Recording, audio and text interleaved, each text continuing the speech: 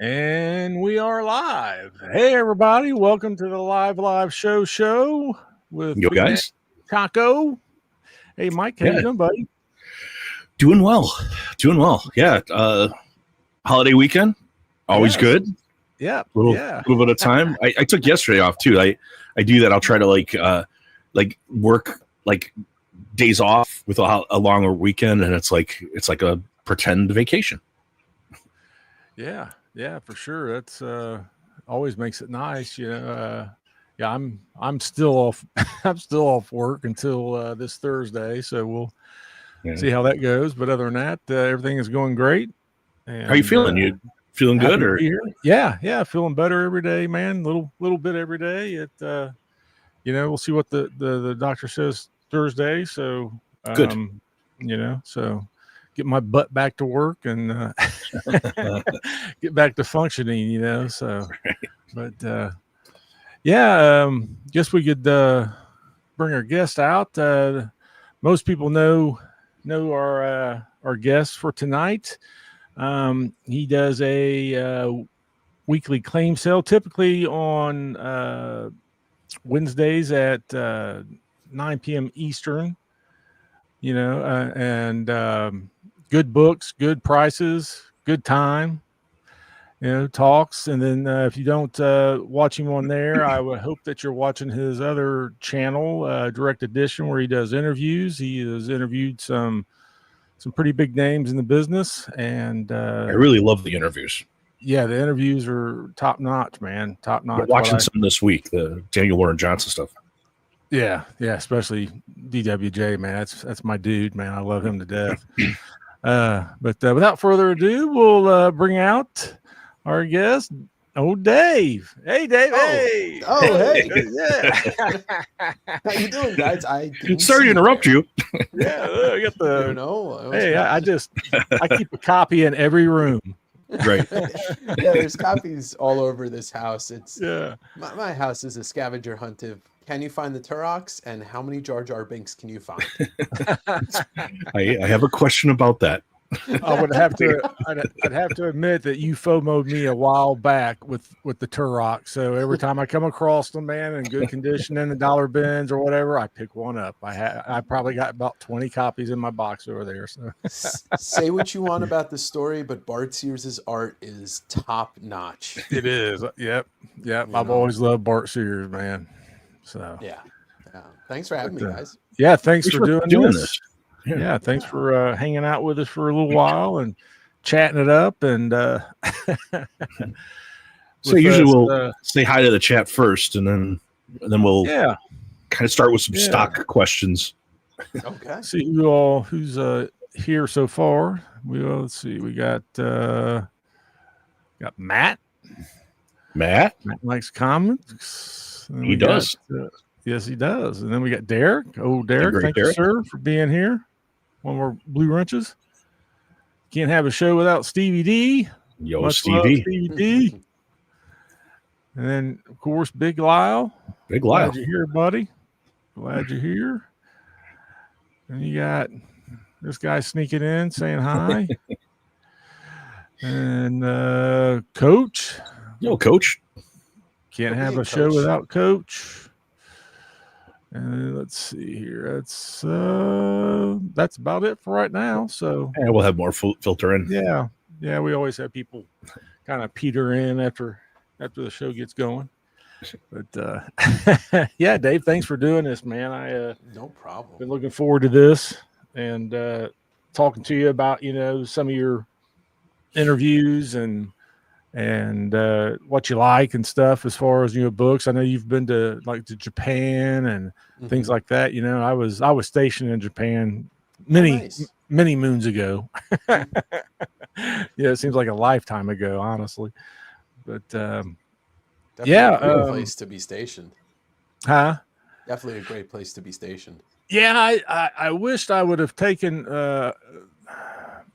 more advantage of it in a way, but when you're young like that, you and money's tight, so you get out in town and everything. But I did get off base quite a bit and explore and everything on the cheapest way possible. But yeah, I wished I'd have bought some books back then. That'd have been really really great, So, yeah. But yeah, so we usually start with kind of a couple stock questions. The first, how did you get into comic books? And then what made you start a YouTube channel? How'd you get into comic book YouTube specifically? All right. Well, interesting story about me getting into comic books. My parents took me into New York City, and we were walking around around Madison Street. Some guy ran up to me and slapped me in the face with a Spider-Man book and said, "Enough said," and ran away. And it was Stan Lee. And it was the weirdest experience. He's always self-promoting. Yeah, especially in Manhattan, he would just run around slapping people in the face with a comic and say, "Enough said, true believer." And I'm 7 crying in the streets. And then he claimed your origin as something he invented. Right, yeah. Even though it was Jack Kirby in disguise. Yeah. No, but for real. By the way, that was made up right there on the spot. I grew up in New York, and I grew up on Long Island, and there were comic stores literally. I don't know if either of you have ever been to Long Island, but sure. It's one of the biggest suburbs in the world, if not the biggest. And in the 80s, I was born in 79, so I bought my first comics probably in the mid 80s or something. But we had 3 comic stores in my town, and I don't know where it. Yeah, it's amazing. Wow. I don't know where it started, but I can tell you, I had comics around me as far back as I can remember, and my parents never said no. My dad collected comics as a kid, and that's awesome. I want to say it was the first ongoing Wolverine series. So after the Miller, Claremont, Buscema. And that's my first memory of loving and reading comics was that series. And oh God, my phone thinks I just said Siri. And I became a comic store rat very quick. That I was at World of Fantasy in Deer Park, New York, on Deer Park Avenue in Long Island, Railroad, whatever, right next to the train. And I was there every week, and started with that first Wolverine series, and then I found the word of I was exposed to a man named Todd, and I don't mean physically. Yeah, I just had a debate with someone who didn't like Todd, and I see Todd by Todd. Yeah, that's. You're the one who coined that, right? See Todd by Todd? Yeah. I've said that many times. Yeah. Yes. Yeah. It was and so to get to your next second part of the question, in my first video I actually say that. If you go back to the first West Coast Davengers video, I say when you see Todd, you buy Todd. But it was, to make a longer story short about how I got into comic YouTube, just like most people, during the pandemic, we all had either a lot of time or extra money or both, Right. And I didn't have the money. Well, I did, but I was working. I got a job as a mail carrier for the post office because I lost my job when the pandemic hit. And I had taken a 2-year break from reading comics, a real salty experience working in the comic industry turned me away from comics. And so I started with my free time after work. I was I want to start reading again. And I'd missed a bunch of stuff. So I bought Silver Surfer Black trade paperback and Spider-Man Life Story, Chip Zdarsky, Mark Bagley. Cool. And it was immediate. I read both of those, and I was fuck, I miss comics so much. and it's okay to curse, right? Right. Yeah. Oh yeah. Yeah. Okay. And so my buddy Dave Correa and we started independently. He's in the Bay Area, and I'm in Seattle. We started going to garage sales and talking about finding all these books. And then we did a road trip. And I flew down to the Bay Area. We rented a car and we drove up to Seattle, hitting as many comic stores and antique malls as we could. And, when you're in the car doing a road trip with your friend and, you somebody you've known for a long time, you start talking about everything under the sun. Right. in Mary one Jane or endless Felicia. yeah, but just one conversation that starts when you get in the car and it just continues for the next 8 days. And we were talking about YouTube and stuff, and I don't know how it happened, but the next time I went down to the Bay Area, I was like, I want to start doing this. I want to start digging around at stores and showing my haul. He's like, dude, well, he's an artist, so he's like, when we get back and we're done, let's film it in my studio. And that Cool. is the first video on my channel, is like this Bay Area haul. And Cool.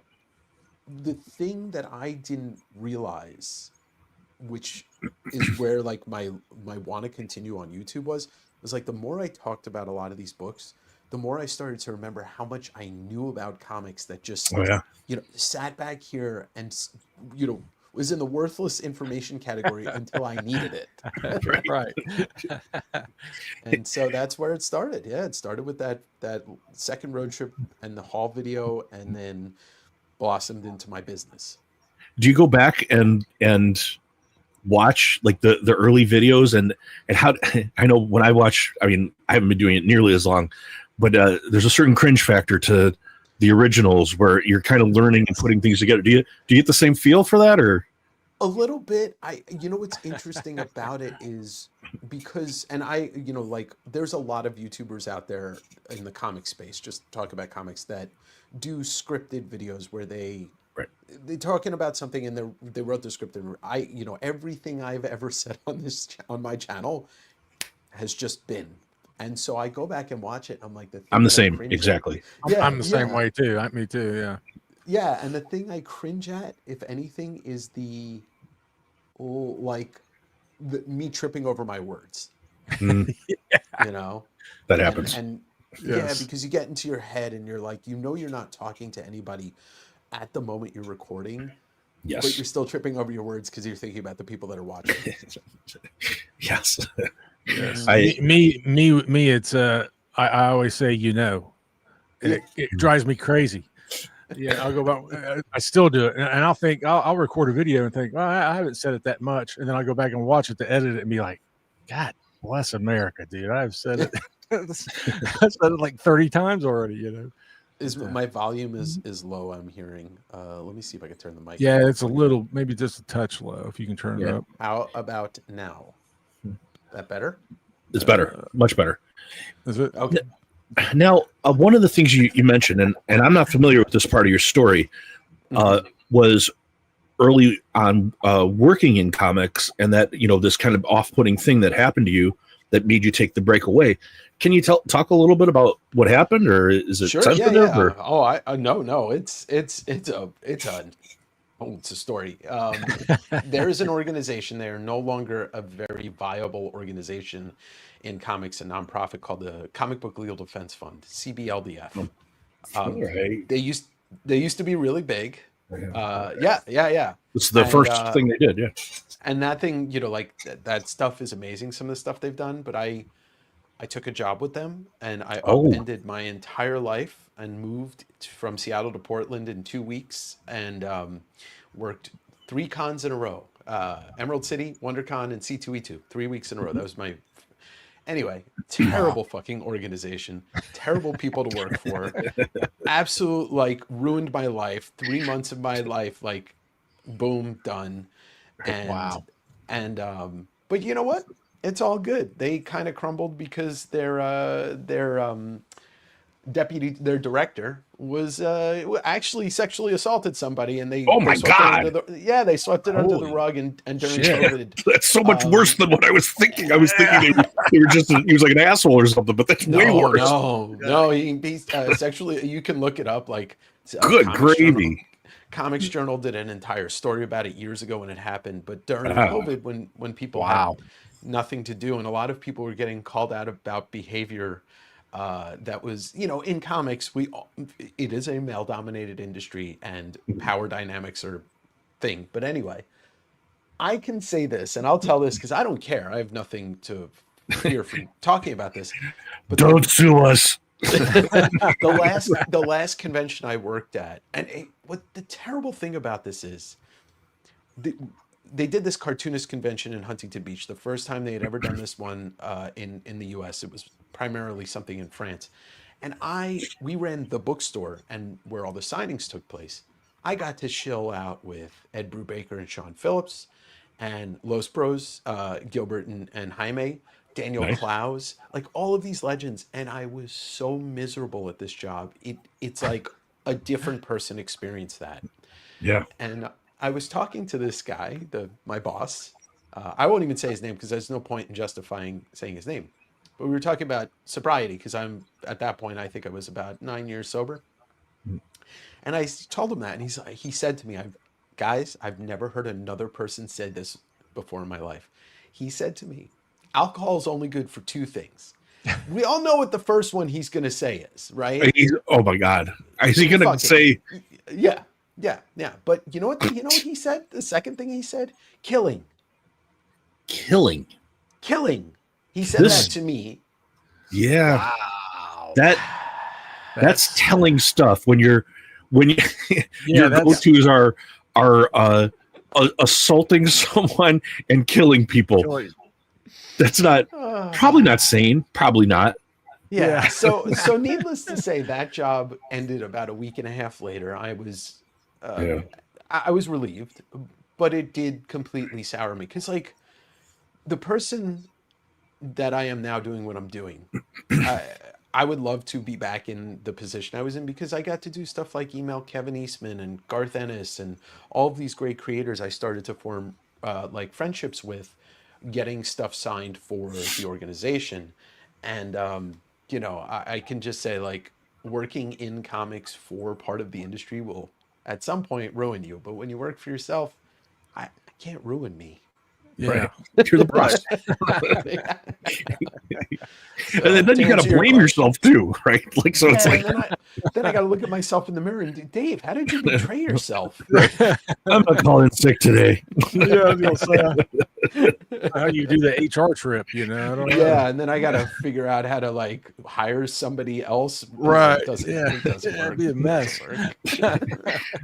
How am I going to type this text to myself? You're fired. Right. This guy's a ball buster, man. I got to get up and do a video. Needless to say, I couldn't look at another comic after that for a while. I was just like over the entire thing. And it set me on a path. Yeah, rightly so. Yeah, and it set me on a path of where I ended up today. So, it's can't be mad at the past. Yeah. Worked out. Yeah, exactly. Yeah. Now, are you from Seattle originally then? No, from New York. I moved out to. Oh, that's right. You said that. I'm so sorry. Yeah, that's okay. I moved out. I lived in Seattle for 2 years. I lived in Renton for 2 years. Oh, nice. Years ago, but yeah, it's lovely out here.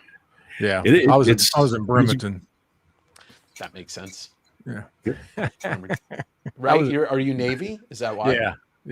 Navy. Yeah. We both are. Mike's Navy also. Yeah. So. Oh, cool. But, so that makes total sense. And now you gentlemen understand why I find Mark Jewelers like they were dandelions. Yeah.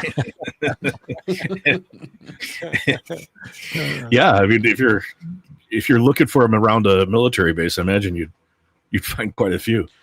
Oh yeah, I found talking about one of my old videos, maybe my 5th or 6th video, I bought a long box from somebody and it was like 65-75% Mark Jewelers.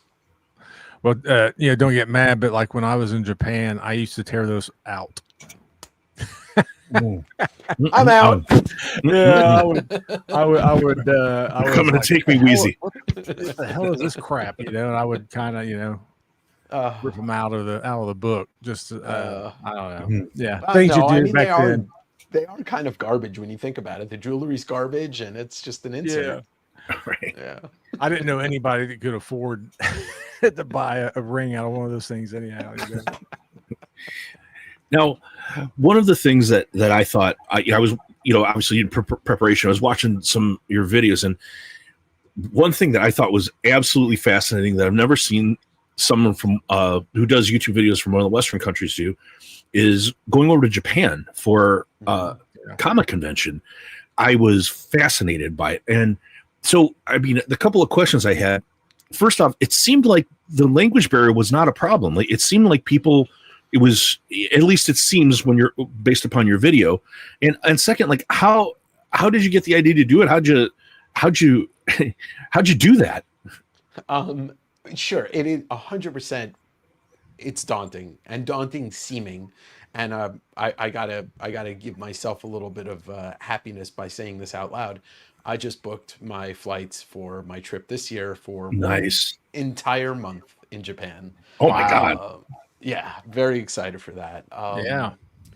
The language barrier really isn't a thing because, like, you know, most people at cons, creators, artists, and stuff, whether they're from Japan or not, in that setting, they know enough English because English is spoken in so many countries, and it's not just America; it's Europe, it's Sure. Scandinavia, it's all these places. Right.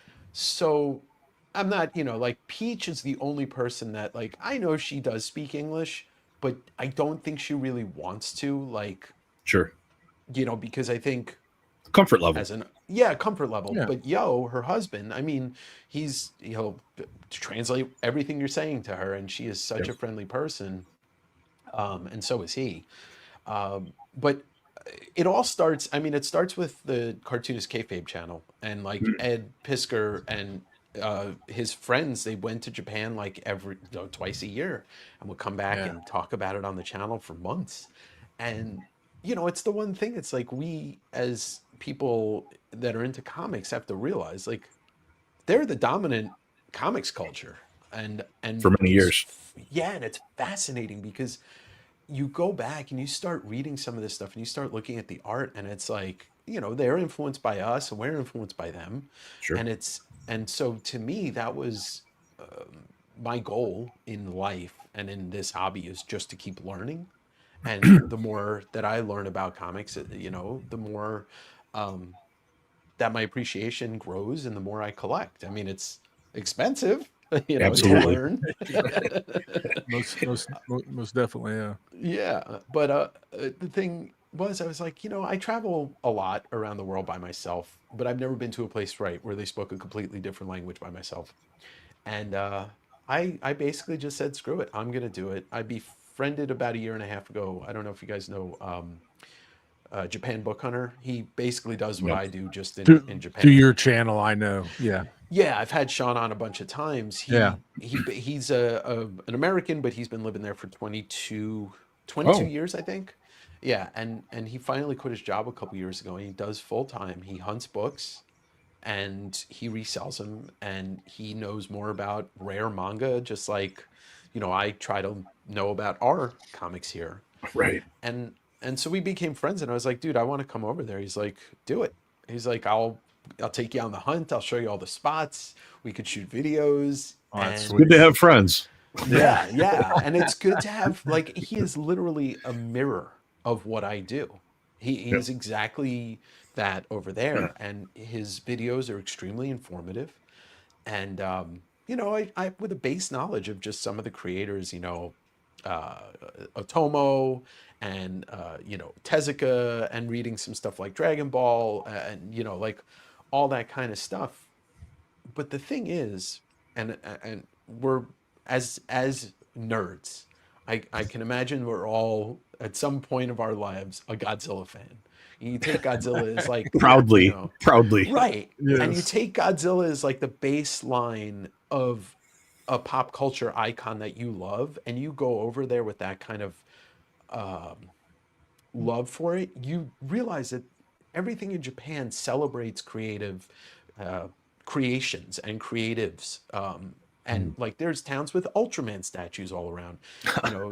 famously that, yeah, and famously, like, famously, there's the Toho Theater in Tokyo that has the Godzilla head. And I think about it this way: imagine going to a country, like, imagine you came to this country and there were Darth Vader statues around, and there were Spider-Man statues around, and murals of all these characters all over the place. You'd be like, oh, this is what it's like when they celebrate the creations and the pop culture that we Right. all love.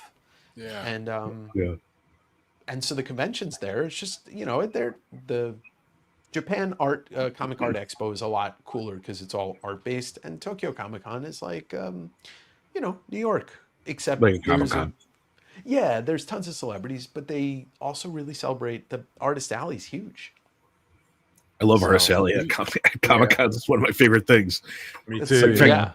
someone was recently asking me, like, at a Comic Con, what would I do as far as like what would I spend money on as far as books? And I was like, nothing. Yeah, Maybe exactly. big dig in a bin, but no, you don't buy big comic books at Comic Cons. But like artists, that might be the only time you ever get to meet that person. And Right. and some of them, don't have these long lines. You could have these nice long conversations, and I've had great interactions that way. That's like a Heroes Con. I didn't buy a book. Heroes is the I didn't buy a book till Sunday. Yeah, I bought like 2 books in 2 years. I spent the whole time going to artists, getting signatures and meeting people and stuff like that. So. And I'll say this to you, Mike, is that a Peaches line was pretty huge, but at the same time, like took care of everybody. But you did get time, and there were no books to be bought from really anything, but you could walk up to artists and get commissions or buy pre perfect. That's perfect. Yeah, the language barrier problem comes in when you go hunting for books, and that's where almost the fun comes in too, because you got to take stuff. First off, most of the books everything's like pre-wrapped, like everything will be shrink wrapped at some. They don't want you reading magic box. You gotta use the magic box. Well, there's that, but you have to take because everything's on the spines. They do their manga is book size. You got to just kind of take stuff off shelves. But I'll say this, in that it becomes a real digging experience.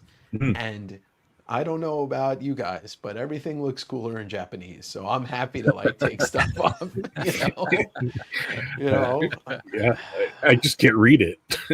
Right. Well, and that's right. So that's another thing where you do have to kind of pick and choose stuff that's based off the art.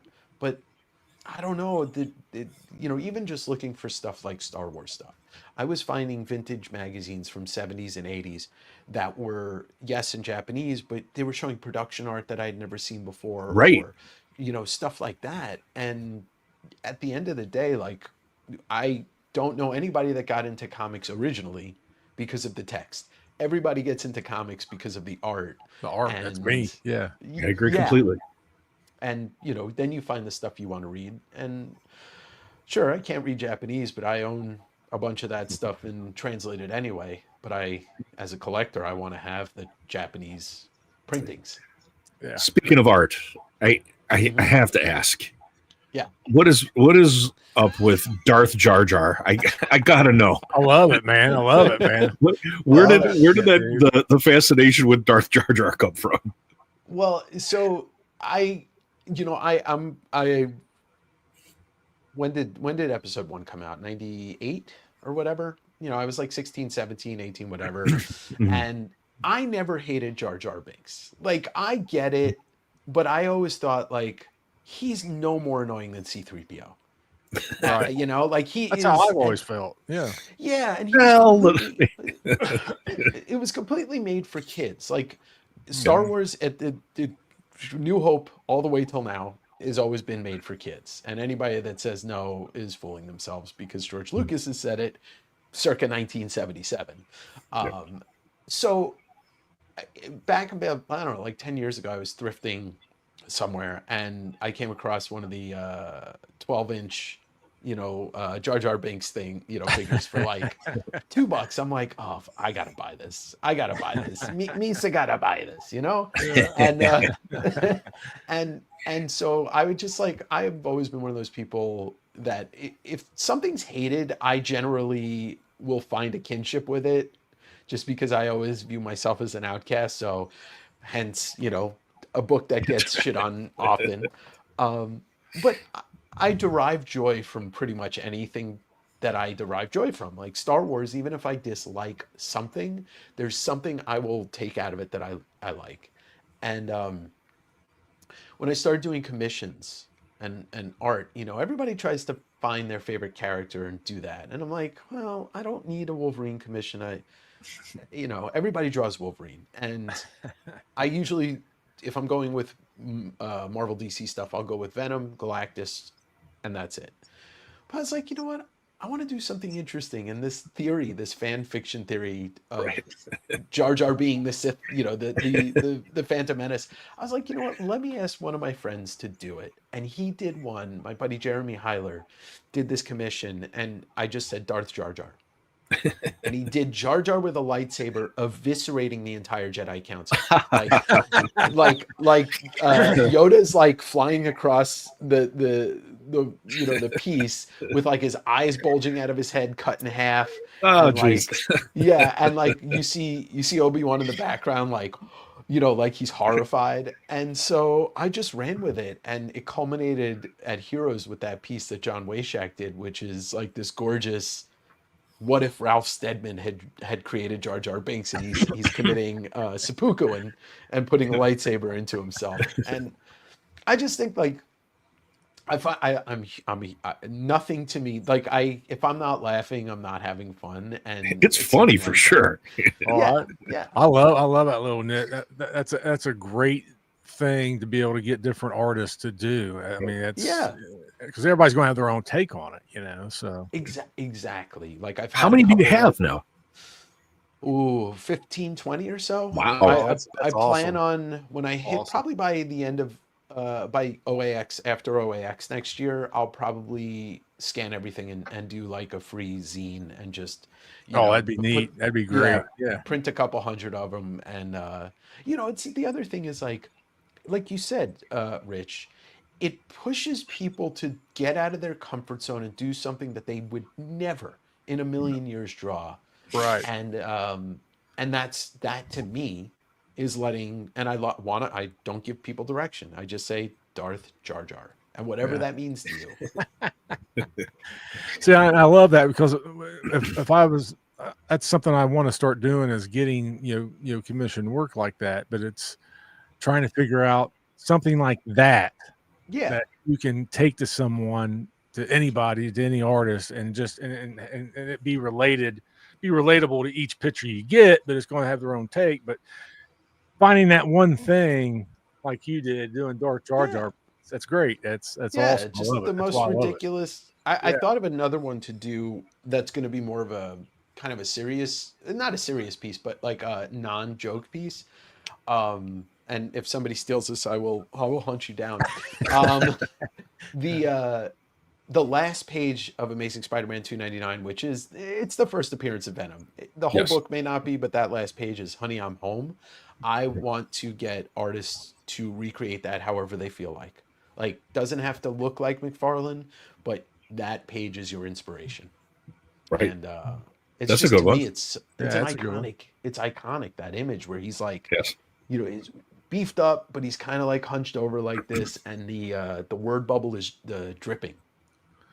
Yeah, I still remember it. I was collecting the McFarlane run as a teenager when that came out, and I remember that showing up. I still have my, like, above here, my ASM 300 from when I was a kid. So, speaking of, that's from when I was a kid. All right, fantastic. Yeah, I see you have. Oh, he got his right there too. You have two copies, plus you have looks like a German copy. Yeah, I got like a German one over here. I got some, so I got my little run. So I love it. Love it. I actually just bought some Hulk today, trying to finish up my McFarlane Hulk run that he did. So nice. Yeah. Nice. Yeah. That's where I first saw McFarlane. Maybe that's where most people I maybe saw was on Hulk. I think for most of us would be either like Hulk or going into the ASM. Yeah, I remember just seeing it on the shelves and I was like, what is this? Who did that thing? That's wild. That's great. Yeah, with the nut puncher. Yeah. Oh yeah. It's one of my favorite covers. Speaking of of books, talk about your Many Faces of Kirby. Got that, the book boop, right there, both volumes. Yeah. So no, go ahead. Oh, so because I buy collections and I spend time with all the books before I price them for sale. I'd gotten like a really nice Bronze Age collection that had pretty much like every, non big Kirby run, like the Yeah. entire Fourth World and Captain Victory and a lot of the Thor and all that stuff. And so I'm flipping through it and I started to notice that he would do splash pages of faces, whether it was like an ultra close up or it was like 5 characters on the page, but all different faces emoting different emotions. Hmm. And I was like, this is interesting. Like this is something, we talk about Kirby Crackle, the machinery, the characters created, the Hands. collage. Yeah, the hands, right, the fist Yeah, in the yeah, in the the proportion, foreground. yeah, Yeah, the all perception, that yeah. stuff. But nobody talked about like the faces. And so I started to kind of like mentally note them. And I hit up my buddy Andrew, Andrew P. I was like, Andrew, I was like, because we talk about zines a lot. We're both fascinated with zine culture altogether. And I was like, yeah, I started to notice this. And I think I just said, I was like, I'd love to maybe put together something. Do you want to do something where we kind of catalog these splash pages, quarter splash pages, whatever it is? He's like, yeah, he's got a design background. He's like, yeah, we started like a folder on our phones of just taking photos of pages. And then I sent him all the books that I had and he photographed all the actual comics and we sequenced everything and we put together the first zine and we donated a portion of the sales from every zine to the Kirby Museum and Research Center. And Cool. then we started the second one, like we started putting together the second one. And so we did two. I've sold, I don't know, something like 400 something copies in total. I Wow, have that's And both. great. I have both. yeah, yeah, yeah. And, I like them. I love them. thanks. Yeah, we raised I don't know, a couple of like about $1,500 for the Kirby Fantastic. Museum. Yeah, and I think we opened up a lot of people's eyes to a different aspect of looking at his art. To me, that's what I want to do. I want people to look at his art in a different way for the first time again. Well, it's a very visual. They're very visual books, and I'm a Hmm. very visual person. So I mean, that's why I like them. So it's They came out like I still have to every time I see one, I'm like, oh, I did that. Like this is that's something awesome. I Yeah, like. It makes me realize like, oh, I can do stuff like this too. Like it wasn't ever a goal of mine, but I'm pleasantly surprised every time I look through it again and be like, oh yeah, it was one like it was a full 50-50 collaborative effort between me and Andrew, and it makes me feel like endlessly good that I put those two things out into the world. That's that's really awesome. cool. Yeah, that's awesome. Thanks. Thanks. So, one of the things, another thing I was watching in preparation was your interviews, and Hmm. you seem to take a lot of pride in it. First, you're very prepared, and but one of the things that occurred to me, you get a lot of big names. So, first off, how often do you approach someone and you just never hear back, or they say no? How do you book somebody? You know, basically. And second, just a follow up to that, who is your dream interview? Yeah. Besides Well, DWJ. well, Cross that okay. one off. Yeah. How often do I get no? Almost never. I rarely get someone that just outright says no. Wow. I get a lot of non-responses. I can tell you that Oh I've well, yeah, yeah. emailed and I've only I won't say who it is because the person is not a mean person, but there was one person who I uh, was supposed to record with and they just ghosted completely in every way, shape, or Wow. form. Yeah. Wow. It is what it is. But it's just a numbers game. Like you have to, artists, musicians, act like all of these people probably get a ton of requests every day and Yeah. all of these people don't even see some of these emails. So you just got to keep doing it. But I've been trying to get for example, not a no, but his management has not said yes yet for 3 years is Mark Silvestri. It's Wow. always like try back in the winter, try back big in the get. spring. It That's is. yeah. It is. You know, I just recently interviewed Stan Sakai, and that took 2 years, and there was never a point where there was any negativity. It was he's That's a big get busy. too. That's a really big get. Yeah. He Yeah. said yes in person. His people said he's busy right now. Try back, and then whatever it was, the beginning of the year, I was like, hey, I'm reaching back out. You know, now that the 40th anniversary is in the rear view, he hopefully has more time. And as soon as and then they said yes, and it was just a scheduling matter. I got my dream guest obviously a year and a half ago when I had Todd on the channel. Yep. You know, that was Yep, a that was a good one. moment. Yeah, Yeah. that was a moment. That's another big get. Yeah. You know, him and Larson were two huge ones. DWJ, Stan Sakai. I just recorded yesterday, 2 days ago with Matt Fraction. That'll be out in Cool. a couple weeks. Kirkman and Finch is dropping on Monday, but I really want to do a full with Kirkman, like a 2 hours with Kirkman. Oh That- yeah. That would be cool. What is the book that I just saw? I'm sure you know right offhand.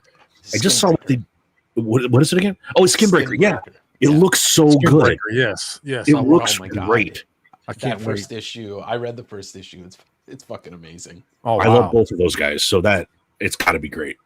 Yeah, and Fraction's Batman, which comes out this week, Batman 1, looks like it's going to be fantastic also.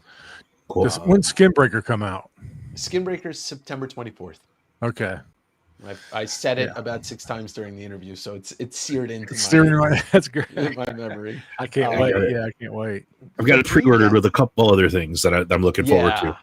I pre-ordered 2 copies of the Treasury size, and I think at least 1 of the regular size. man. But Dream interviews on comics, I'd say probably my number 1 is Sienkiewicz. Oh yeah. Because he's just somebody that I've talked about this before to my audience, but when I think about interviewing somebody, and even when I send a pitch email out, I will literally play out an entire interview in my head that has not happened and probably will not happen the way I think it will. But when I literally start thinking about pitching somebody an interview, my brain starts thinking about what I want to ask them. Silvestri's up there. I'd love to get Liefeld on because the guy's, despite his shortcomings on some of his opinions, his enthusiasm is great. I He's still a like legend. his I mean, criticisms still- recently, his yeah. criticisms of the industry and stuff. I think I know there's a lot of people who are detractors, but I've liked his stuff that he's doing on YouTube. I think he's interesting. No, I do. And it's just the thing about him that really gets me. And it's like, he says some really great stuff and then he's like half of a negative, like kind of bully when it comes to people online. Like if anybody like questions his opinion, he just jumps down their throat and that's not good. Like lets the mob handle it. And in the light of what happened with Ed and how he recorded after Pisker's death, like that's one of the most heartfelt things I've ever heard say. And I'm like, dude, can't you just be that person all the time? Right. Can't you publicly just be this person who's like, I'm not going to be negative. I'm not going to use my platform to encourage the negativity. Criticism's a completely different thing, because that's when you're using the word criticism, Mike, you're talking about like, yeah, this is valid. This is exactly what this is. This is somebody's opinion in a critical way that is valid versus straight up just being a negative piece of trash. Yeah. And interesting. I mean, I think, like when I think of like dream interviews, like for me, it's controversy, and people that I'm fascinated by that are controversial. Like I've talked about Neil Gaiman, even though he's like in a lot of trouble. Dave Sim would be fantastic to talk to.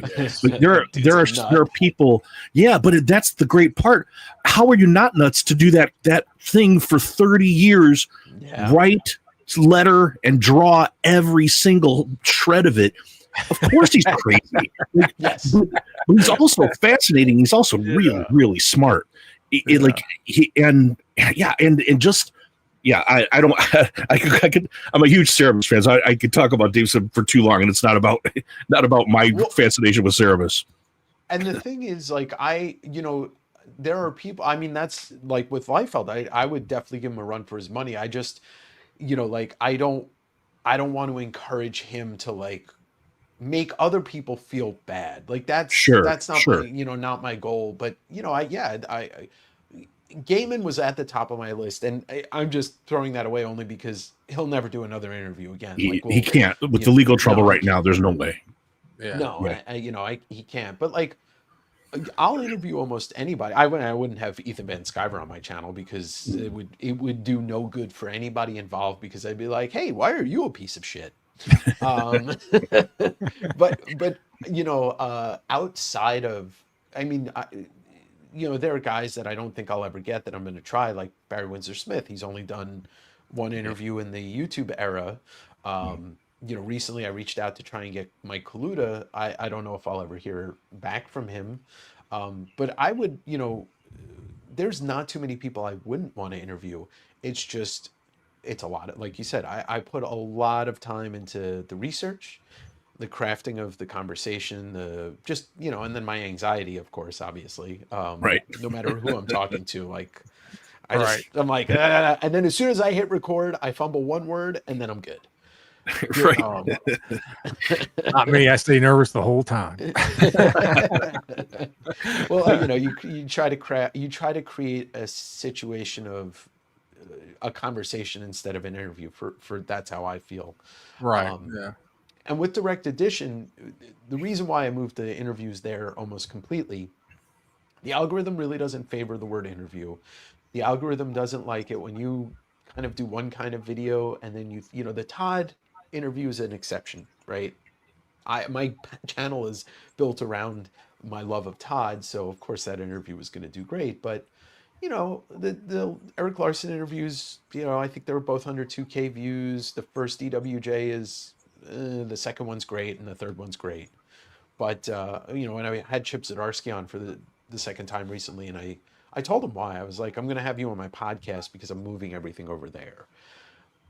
But the good thing is about that is it's not just comics, because I'm interviewing musicians over there. I'm trying to get into the movie TV side of it, but that's a tough nut to crack. But Right. Trent Reznor, Eddie Vedder, two of my would be my all-time gets. Oh, and, wow. I thought you were going to say you talked to them. I was like, wow, that's fascinating. No, but the crazy thing is all these pitch emails. I heard back from Trent Reznor's manager the first time I messaged her. Oh, wow. And Wow.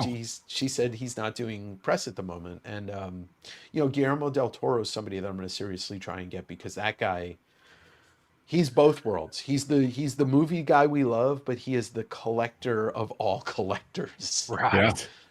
Yeah. And Yeah. how do you go about, how many people do you like actually talk directly to, or you have to go through some service or manager, or because you talk about emails, but it's like when I start trying to research certain people to get a hold of, it's like, how do you get a hold of? I don't have a clue. I mean, being new to this, it's like, how do you? That's a whole other hours of my day is researching and trying to figure that out. I mean, with comics, with comics, there's not a huge built-in, publicity industry. Like Image they used to have a publicity person. Skybound does, Dark Horse does. Marvel, I've never gotten in touch with anybody, or DC. But, it's a lot of in person. It's going to the con, introducing myself, shooting a Hail Mary email out to Todd McFarlane type thing. With Larson, I messaged him on Facebook. Now, like Todd, was he directly, or was that through? No, that somebody? was through an assistant. Yeah. Okay. Eric Larson, I messaged 4 times on Facebook until he, finally replied. It's patience, but it's like figuring out how to get in contact. But honestly, go to a con and talk to people in person. That's how it started with me. Bagley, Bob Hall, Mark Wade, all of those I walked up to at con. Watching you in your videos do that, that's when I was at Heroes, that gave me the confidence to be like, okay, this is what I'm going to do. I say, hey man, saying it. You can hear it on my videos saying it to them, but it's just, it's they get it, you know, they understand. Sure. They're going to have people asking them and stuff. So, but You have never know. a great idea. The cards seem to be Oh, yeah. an easy in where it's just like, hey, you know, and you can. I think it's a great idea. You know, where you don't have to kind of explain. It's just check this out, this thing. You know, Here's my information. Yeah. And now, in comics, oh, sorry. Oh no, go ahead, please. Oh, in comics, because there's no mainstream media for comics. If you're approaching somebody for an interview, the best time to do it is when they have a book coming out, because you know, if you can inspire 3 people to buy a book that they may not have picked up that Wednesday, that's 3 more people that's going to read that creator's work, which could trickle into a lifelong purchasing of their work. Sure. Movies and TV, you know, they're all about like how big your audience is and who's seeing this. And music is just as fractured as comics. There's no real music industry anymore, but it's a little bit tougher to get managers and, you know, stuff like that to get back to you. But I just keep trying. And, you know, the last thing I'll say about it, the personal boundary barrier that I broke for myself recently was asking Chip Zdarsky to put me in touch with Matt Fraction. They're, you know, best friends, and it, you know, resulted in an interview with Fraction. So, Nice. you know, once you get a couple people that have a good repertoire with, then you can also reach out for more interviews. And that's my path forward, is just keep doing it. And like, Cool. Thank you. yeah. Thanks. There were a couple questions in the chat that Sure. before we get too far, but JSS was asking Osaka best shops. Were you able to shop in Osaka? Or? No, this trip going this year, I'm gonna take 3 days and go to Osaka, but I already have my buddy Sean will tell me and guide me to the best shops in Osaka. And Derek asked, tell the Big Show story. Oh, well, JSS, how do my books sell?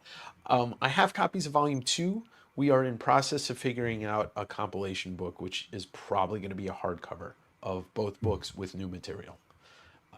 The Big Show story. Are you guys wrestling fans? Yeah, Big Show. Yeah, what's his name? White. Well, he's the Big Show. Big Show. So there's a very long version, not a long version of the story, but on Direct Edition, I tell this story on the podcast, so I encourage you to not only subscribe to that, but listen to that. Links are in the description below. I used to be a wrestling autograph collector. Like I collected autographs for a long period of my life in person. Started with hockey, wrestling, celebrities, music. I've met almost everybody I've ever wanted to meet and didn't pay a single dime. So we used to go to wrestling events. Me and my homies, we would pick up a Nitro or a Raw or a pay-per-view out of town, and we'd ECW. We'd figure out what hotel the wrestlers were staying at. We'd book a hotel room there, and we just sit in the lobby and meet them as they came down. Like my first experience was a Nitro up in Providence, Rhode Island. Me and my buddy went, and I got photos with every single wrestler that worked for the Federation, WCW, in 1999. So Hogan, Savage, Scott Hall, Kevin Nash, Big Show. Wow, that's when I was into it big time too. Yeah. So flash forward to when the WWE signed Big Show, and they brought him in as Big Show and not the Giant. They were all staying at the Long Island Marriott. It was I'm sorry. First time Nitro was on Long Island, they all stayed across the street at the Long Island Marriott. Some dude started a fucking fight with Big Show. Oh no! Bad idea. Man. Now, some people are not smart. Like, right. He was clearly drunk, and this dude, by our standards, this dude was probably 6'3", 6'4", so he wasn't a small guy, right? But not 7 foot. Yeah. So he's at the front desk. This dude starts yelling and saying, "Oh, this guy's an asshole because he won't take a picture with me and Kevin Nash." And he gets up in Paul's face and he shoves his chest, and Paul just goes pop. He just pop. like that. And imagine getting hit by a car that's a fist. And I'm not kidding you. I watched this dude go flying back. He hit the floor. He gets up and he runs off. And good idea. At least he was that smart. yeah. The cops came, cleared the entire lobby out. Everybody had to leave the hotel that wasn't staying there. A couple months later, I was in Hartford, Connecticut. We were doing the whatever pay-per-view was there. We were staying at the hotel connected to the arena. And Big Show comes in and we, take photos with him. And one of this other dude who was a collector got a photo signed. He's like, "Where's that photo from?" He's like, "Oh, that's the night you knocked the dude out at the Marriott." And Paul was like, "Brian, yes, it does sound like Long Island, exactly." And Paul was like, "Oh shit." He's like, "We have zero witnesses to that because the cops cleared everybody and didn't take any statements." Long story short, me and this dude Dennis testified on behalf of Paul in court right before his WWE debut. I found out he broke the dude's jaw with that one punch. I never saw the guy in court because he only showed up the first day to testify. They threw out the suit, and and I was friends with Paul for, the last time I saw Paul was right when I moved to Seattle, but we stayed friends for a good 10 years or so. If I saw him today, he would come right over and give me a big hug. And nice. Wow. Hell yeah. Great story. One of those right place, right times. But like, that's awesome.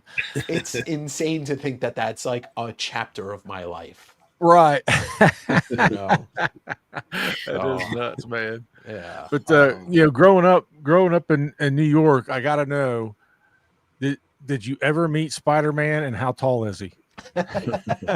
I have never met Spider-Man. The only superhero I ever met was Captain Insano, played by Big Show. Right. How old are you, kid? What a great line. They laugh at him. He's crying. So a few weeks ago, we had on Brian from Beyond Wednesdays, and asked him a question that I wanted to pose to you as well. So for new YouTubers or growing YouTubers, what kind of advice would you give for someone first starting out or developing their channel? What if you had to give, even if you had to give yourself advice when you were starting out, what would you convey to someone about YouTube and that kind of that YouTube journey? I would say two things. The first one's a simple one, and it's the hardest thing to get over if you have a conscience. Clickbait. Clickbait the shit out of everything that you create. And I just mean by the exterior, the thumbnail, the title, because that'll get people to come in, Second is kind of the thing that most people do say about, obviously quantity, you want to keep putting out, you want to keep on a regular schedule, you want a consistency, but make what you like. Like, do what interests you, because I think, and maybe there's a couple people in the chat that'll attest to this, I don't fucking make videos for people other than me. I make videos of stuff that I'm interested in, the things that I do, the ideas that I have. I'm not easily influenced by anybody's idea of content and videos. Like, I'm going to go to Scotland. I might as well go to all the comic stores, because I might as well film going to the comic stores, because I'm going to do that anyway. Right. I'm going to go up. Tomorrow my video is my trip to Canada, Vancouver, to see Nine Inch Nails. I went to 4 stores in Vancouver and 1 store in Washington. Of course, I made content out of it because I'm going to do it anyway. Sure. Be the person you are. I am like, what you see on the video is me always, for better and for worse. But yeah, just make the things that you like, because people gravitate to not just honesty and genuineness, but they gravitate to people that collect or are interested in the same things that they are. That's why we have comic book YouTube, because the world at large does not give a shit about comic books, but they do enjoy seeing people do what they like in an element that they're maybe not able to normally. So, like with Japan, I not everybody's, the amount of people that are able to go to Japan for 3 weeks or a month, that, like that. And I'm so fortunate to be able to do it. Yes, come with me. I will bring you with me. I will show you all of the things I see. I Be will careful. watch you. Be careful, because someone might take you up on that. No, I don't mean physically. I have a lot of airline miles, man. But I look. I thank you, Derek, for prompting me to talk about the Big Show story.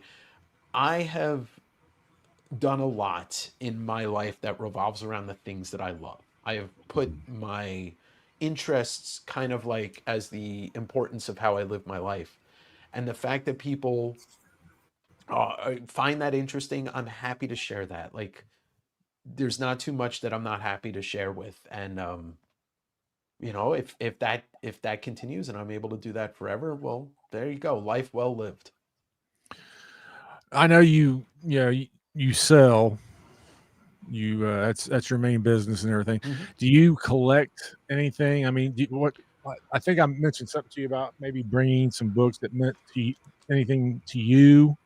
Yeah. You'd like to show them and talk about them or whatever. I'd like to see that, because a lot of times people that buy and sell, sometimes they don't really collect for themselves. That's all they're doing is selling, selling, selling. So that's why I was wondering if you actually, collected anything for yourself.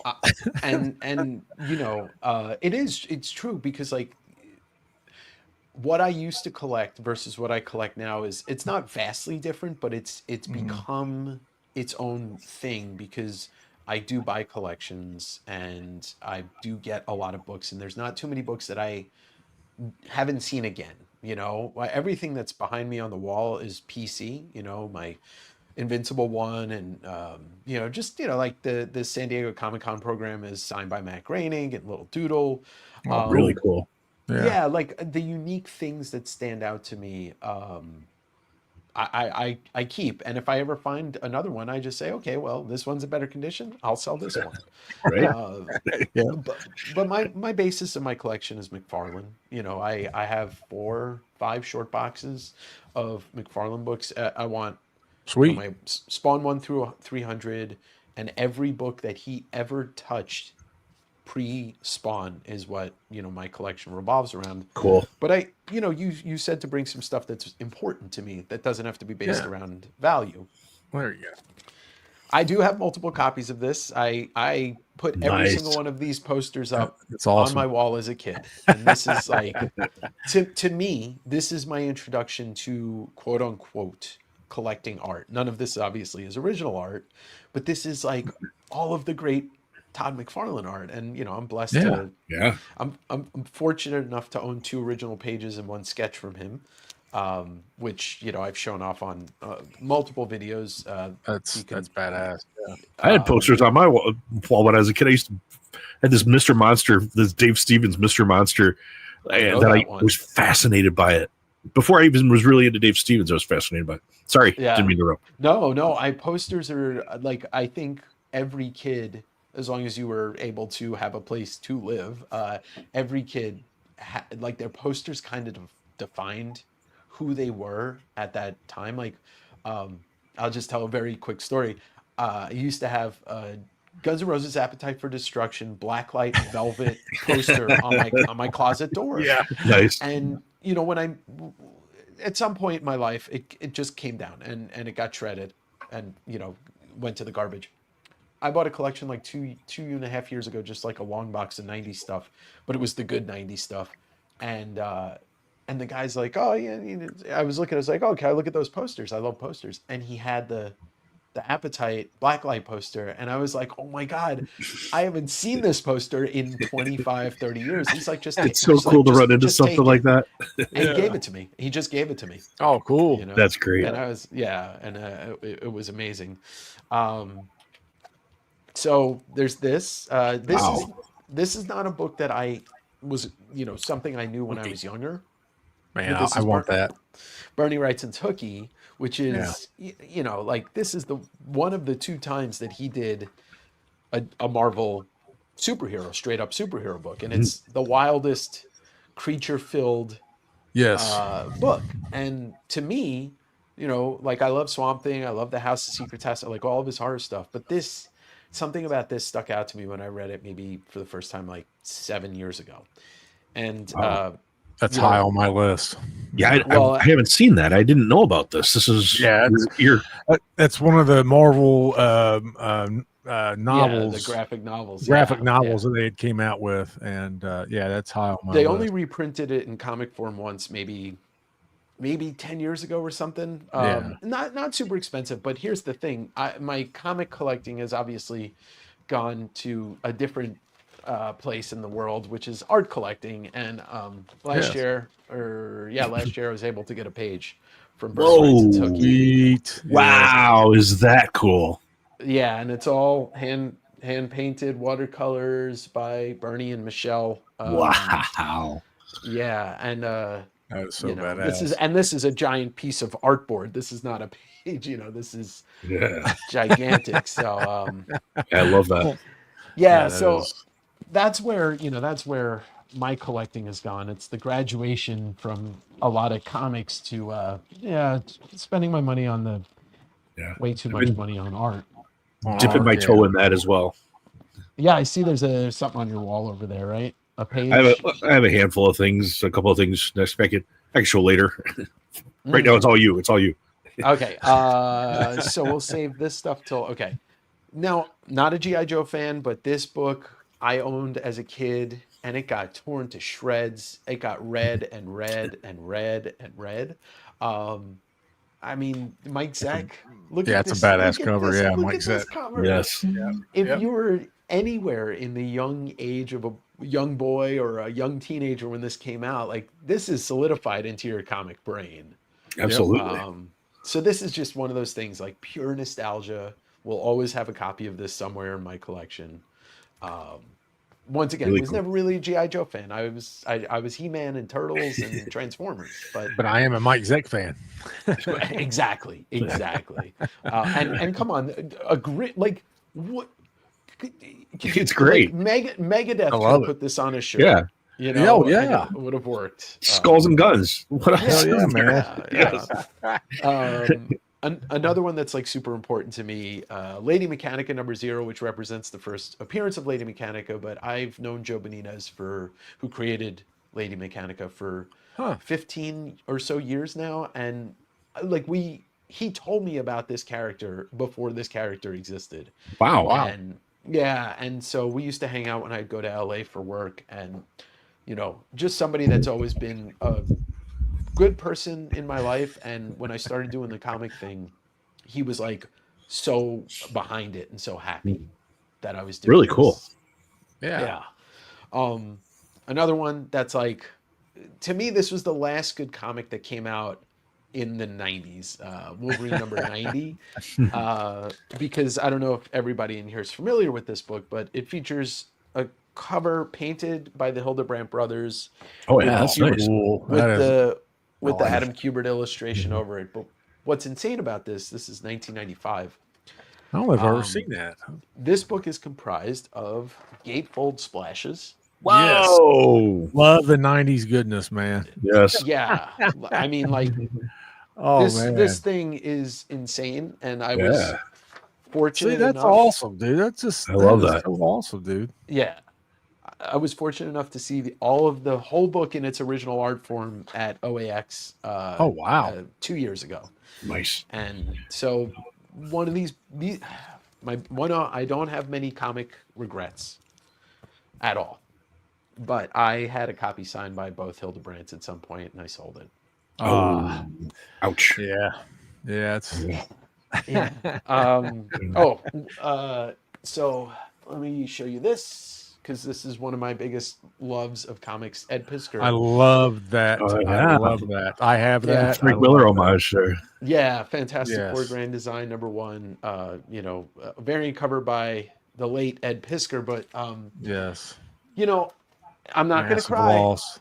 but I am going to show you that I do own. Wow. I Really reached out- cool.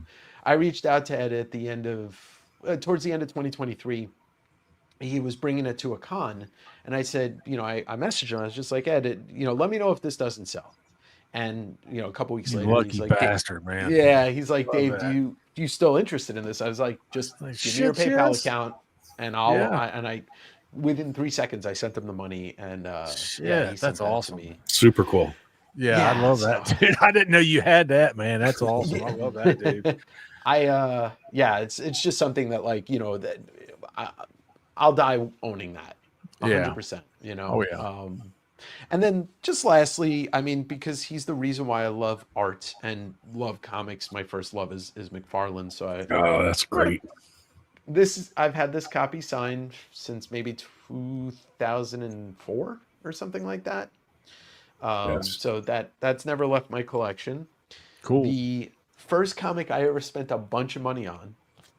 This is not that copy, but ASM No. 312 I bought for $17 in the 90s.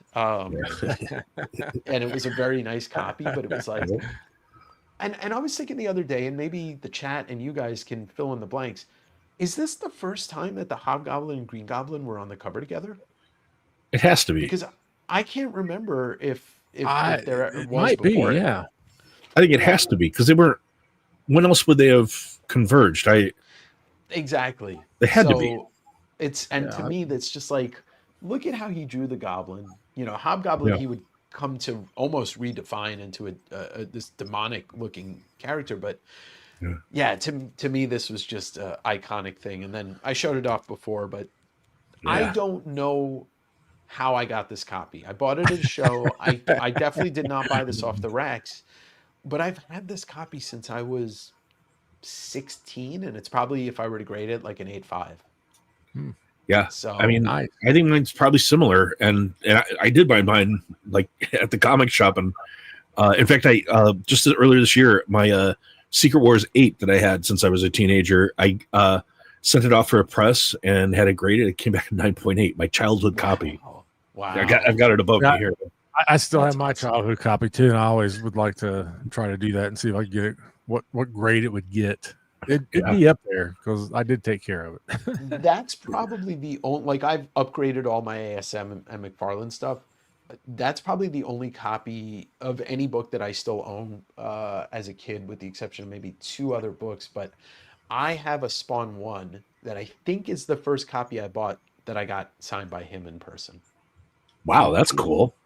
Yeah. So I've moved New York to Seattle, to Portland to Seattle, to Tacoma.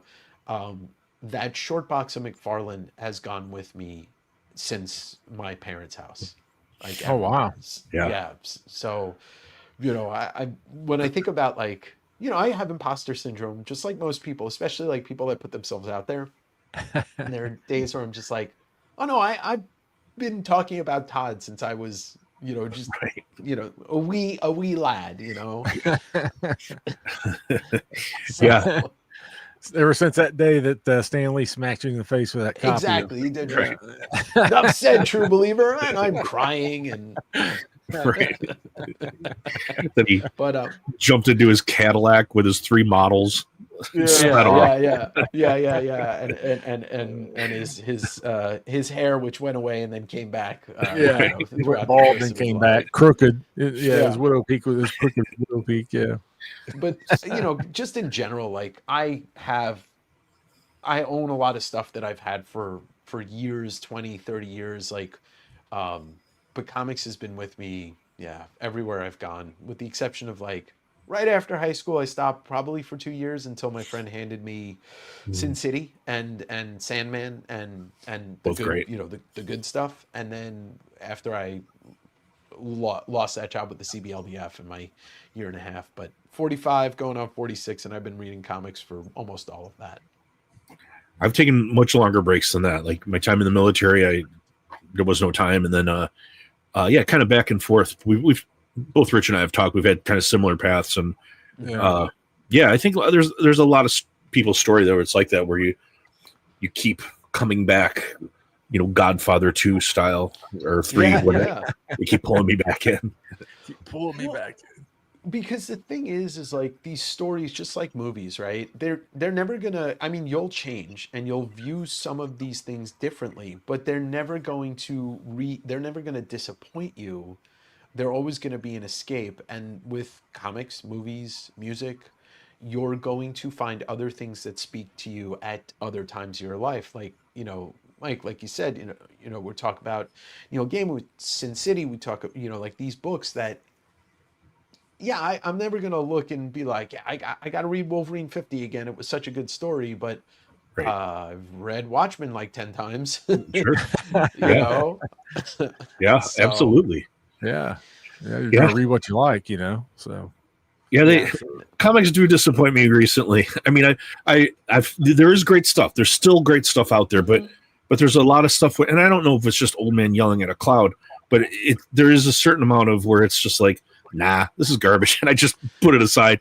But yeah, it is. I think it's, and maybe it is like when you're younger, maybe you're more open to things, and when you're older, it's just kind of like, no, I know where this is going. I've already read this a million times. I don't care. But even now, I mean, still great things that do surprise you and suddenly catch your attention. yeah, you got to look outside your box too. I mean, Daniel Warren Johnson's a great example. Oh, Yes. Once I read Do a Powerbomb, I was like, okay, I'm going all in on this guy. I want to have his And kids. I mean, The Moon is Following Us is breathtakingly good. Like, Mhm. I don't have a daughter, but like I was emotional reading it and following it, and I imagine if you do have a daughter, I can't imagine how it must affect you. It was so good, so good. Yeah, yeah. I mean, Murder Falcon's another one. Like yeah, I've lost at least one Yes. person in my life to cancer, and it's just like he knows how to do both things, which is it's a Right. thing that the big two really lack: the Oh yeah. emotion and the flash, the action, and and the quiet moments where Yeah.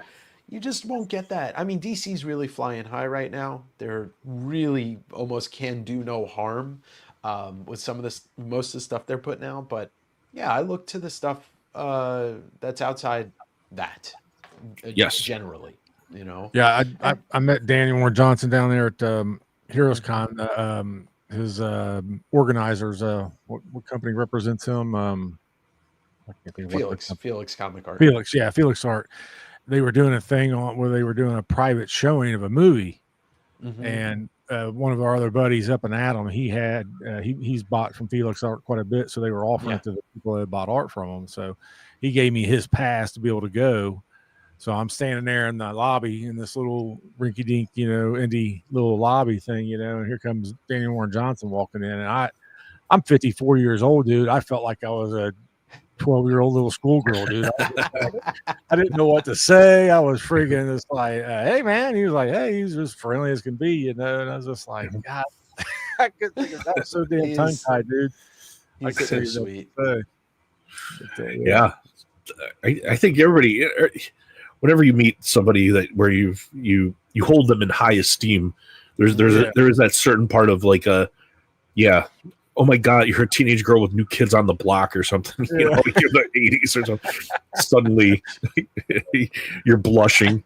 Oh, I mean, Yeah. I still get like that with certain people, like, and it's always been like that because I'm just, but I've got more positive stories about meeting my heroes than I do, but 10 to 1 positive versus negative, in all the fields. I mean, I met James Hetfield when I was like Oh wow. 15 years Oh, old, and I wow. walked up to him shaking, and I was like, you're James Hetfield. And you know what he said? And it was like him being funny. He was like, yeah, I am.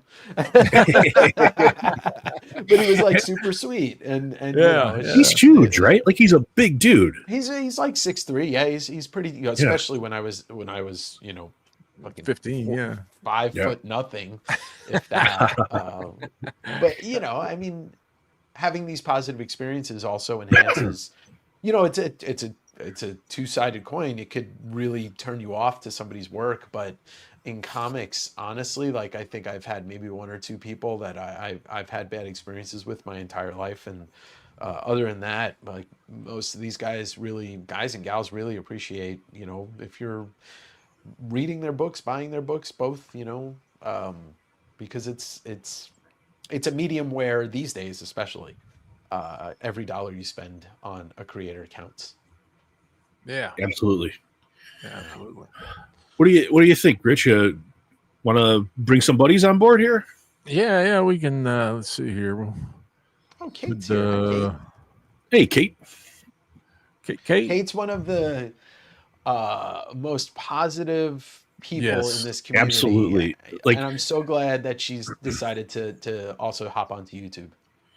yeah, I was talking about, you know, she has a charisma. Like it's kind of a infectious positivity, which is Yes, that's a great quality to have. 100%. great. Yeah, very.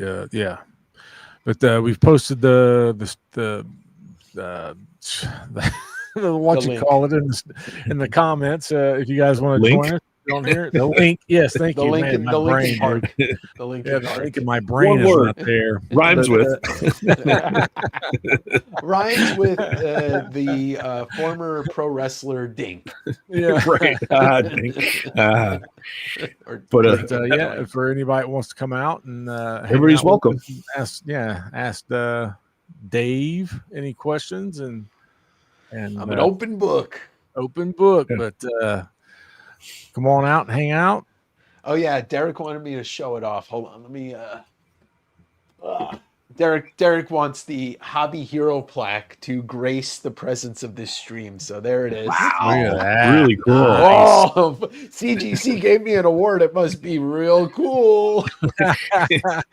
So CGC can do no wrong now.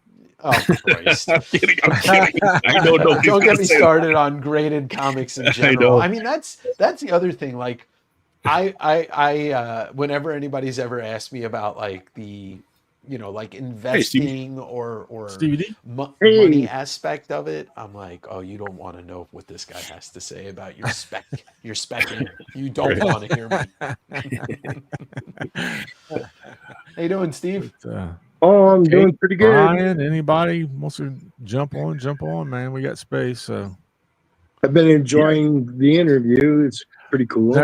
K-Munin, thanks. nope, it's still or Yeah, I saw you had the ferret book in the video, the last video you posted. it's up there. It's behind the weird science. I got weird science in front of it. I stuck that up there just earlier today. But yeah, K-Munin, he's always worried about the ferret book. I always have that ferret book showing. So what do you think happened? Like, do you think they like somewhere there was a box of the trimmings of that book? Because every single one of those books is trimmed with a so ridiculous. But Stevie D is kind of one of our resident Mark. artists. Hey, Mark, how are you? Good to see Hey you. guys, Hi, Mark. Yeah. Nice to meet you. Mark is an expert in Archie comics. Archie He knows- comics, yeah. He knows everything about Archie comics. He's our resident expert on Archie. So Yeah. Give me 1 second. I'm going to go grab a couple of those pieces of art. I'll show them in a minute here, but I will be right back. I promise. Speaking of Archie, I just I was at the Fantagraphics sidewalk sale last week, and I picked up the Dan DeCarlo book that they put out. I guess it was last year. I'm excited to read it. It's a really nice book. Yeah. His art is responsible for the entire style that he created with it. Yeah, he changed the style. He actually became the style starting, I'd say, in the Silver Age on. Mm-hmm. Yeah, what a beautiful style it is. I mean, it's influenced so much. It really has. Yeah. yeah. Just trying to think of something. I had a question I wanted to ask you, Dave, and I can't think of what it was now, but God bless. Well, I can make up an answer. I Yeah, mean, you can literally just- all I just do make is something talk up. all day. It was a But, dark and stormy night. On some of your artwork, I mean, is that what you have shown tonight? I'm sure you have a lot more, but do you have anything in particular that is like your personal favorite or have a story behind it? I mean, you don't have to. I mean, the Pisker is definitely in my top 3 favorite. I met McFarlane at the NHL store in New York back in 2013, I think, or 2012, Yeah. and I got him to do a full Venom bus sketch. And he's notorious that he doesn't sketch. He doesn't like sketching. It's not what he likes to do. Yeah. And yeah, it's just one of my favorite pieces because it's before I started really collecting art. I used to ask people for sketches when I was, throughout the years. I have a sketchbook. I have a George Perez sketch and a couple other great Oh, sweet, man. Sweet. creators. But it's just one of those things that, like, I asked him and he said, yeah. He looked at his son. His son was just playing his PSP or whatever it was, and he just started drawing. And I was like, wow, he's really doing this. That's one of my favorite pieces because I didn't pay anything for it. I just asked, The Ed Piskor you had showed earlier, is that the only one you have, or do you have any other ones? That's all I have of Ed's. Yeah, I mean, sadly. if the family decides to sell anything in the future, I'll definitely be buying another piece, but nothing right now. How did you originally get meet Ed and crap? I actually never met Ed. We really? We just talked. Yeah, we just talked talked?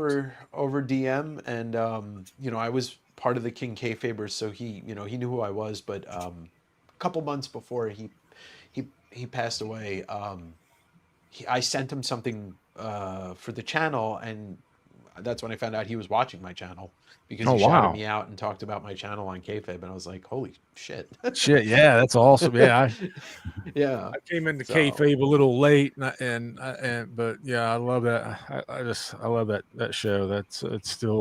I still watch it. Of course, because it's just it's him and Jim. Jim, yeah, thank you. Yeah. Him and Jim, that their chemistry and their knowledge, just their vast knowledge, man. I mean, the knowledge, yeah. Yeah, that's what always blew me away every time I watch that, and I still watch it, even if it's an episode I've seen a few times. It still blows me away, the knowledge they had of books, and just it's unreal. If we look at something like Wikipedia as like, like there's this great wealth of information available. There is no better wealth of information available on the internet than Cartoonist Kayfabe, because if you're let's say you're a Turtles fan, they did 8 episodes with Eastman and Laird, flipping through the first 8 issues of Turtles. Wow. It's a hell of a show, man. Yeah, like they flipped through the last issue of Watchmen with Dave Gibbons. They flipped through, it's like, if you ever think about like, oh, I'd love to explore this artist or this comic, just type it into Kayfabe and watch the two of them. Plus, we all have somebody in our life that we can have a conversation with where nothing's sacred, everything is talked about, and you finish each other's kind of thoughts. Like that's every episode, and there's 1,500 of them. Like, yeah, because I mean they were doing like an episode every other day or whatever it was. Every day. Yeah, that's what it was. Yeah, I knew it was something like that. It was like unreal. Yeah, and like you did, and that's where you start to like when they flip through Wizard and they start talking about stuff, and you're like, man, I should go buy that, or I should look at that book again. I mean, listen, they FOMO'd the hell out of me, man. Yeah, it's just the best. And like, and if we're talking about Japan, like his exploration of manga and them talking about that, but then they'd have Warren Bernard on and they'd crack open a Golden Age book and they'd talk about the Golden Age with a guy who knows more about Golden Age comics than most people alive. So I mean, if you've never explored Kayfabe, my God, you are missing the best comic book. Just everything. It's the best comic book anything. Yeah, you definitely are. I try to turn people on to it, as much as I can. But like I said, there's a vast library of videos to definitely to behold. So yeah. So, but Mike, you got some book or some art you wanted to show, or I got some art. I'll show. I just kind of dug it out of my room there. Yeah, let's see some art. I like seeing what everybody has on their wall too, because it's like, stuff on my wall is a bunch of prints, except over here. That's an original Cerebus page, and trying to see if there's anything really original. There's this cool Bruce Timm print. This kind of like it's like an homage to a Golden Age book. It's got like evil Nazi and the girl in bondage with the brander. Yes, and that's like that comes from a Captain America, like where there's like a Nazi trying to brand Bucky, and Captain America's jumping in to like save. It's crazy, but yeah, Bruce Timm did this cover in I don't know 90s. I think that one. I can pull it down. I can show you, but a couple of newer artists I like. Tula Lote. She did this. I love Tula. Is that a Christopher Walken from? Christopher Walken from Dead Zone. Negative Zone. Dead Zone. Yeah. So yeah, cool. Tula Lote. Mike, I've got Somno right on the wall there. The book she did with Becky Cloonan. She's so good. She's like really good. Another one of my more recent favorites is Suspiria, and this is an original Suspiria. She, for those of you who don't know, she was a tattoo artist in Spain, and during COVID, the whole industry shuts down. She's looking for kind of alternate ways to make a living. She started doing like horror posters and eventually comics. And she's now in Canada, but she's like really, really, really good. Trying to get her on the channel. Really fascinating person. Suspiria. So kind of like the movie. Suspiria. Yeah. But yeah, she is fantastic. And people have seen me show this one. Oh yeah, it's a Suspiria World, I think, or Suspiria Land, I think it is. Just, as soon as you said that, it popped right up. It's listening. Yeah, she's amazing and super nice person. This one, people might be tired of me showing this, but just don't wear your free beard right hats when you. Right. Yeah, that's a sore subject. But this is a Johnny Craig. So you're talking about Golden Age. So wow. It's an unused cover from Johnny Craig. But the body stuffed in the freezer and the lady's like opening the freezer and dropping the plate, not knowing the murderer is behind her with the knife. Kind of classic. Was it supposed to be for an EC book? Do you know? It looks like it was a cover B where it was a rejected cover. I don't know what it was going to be for, but awesome. It was not used. So cool. Which is probably the only reason I could afford it.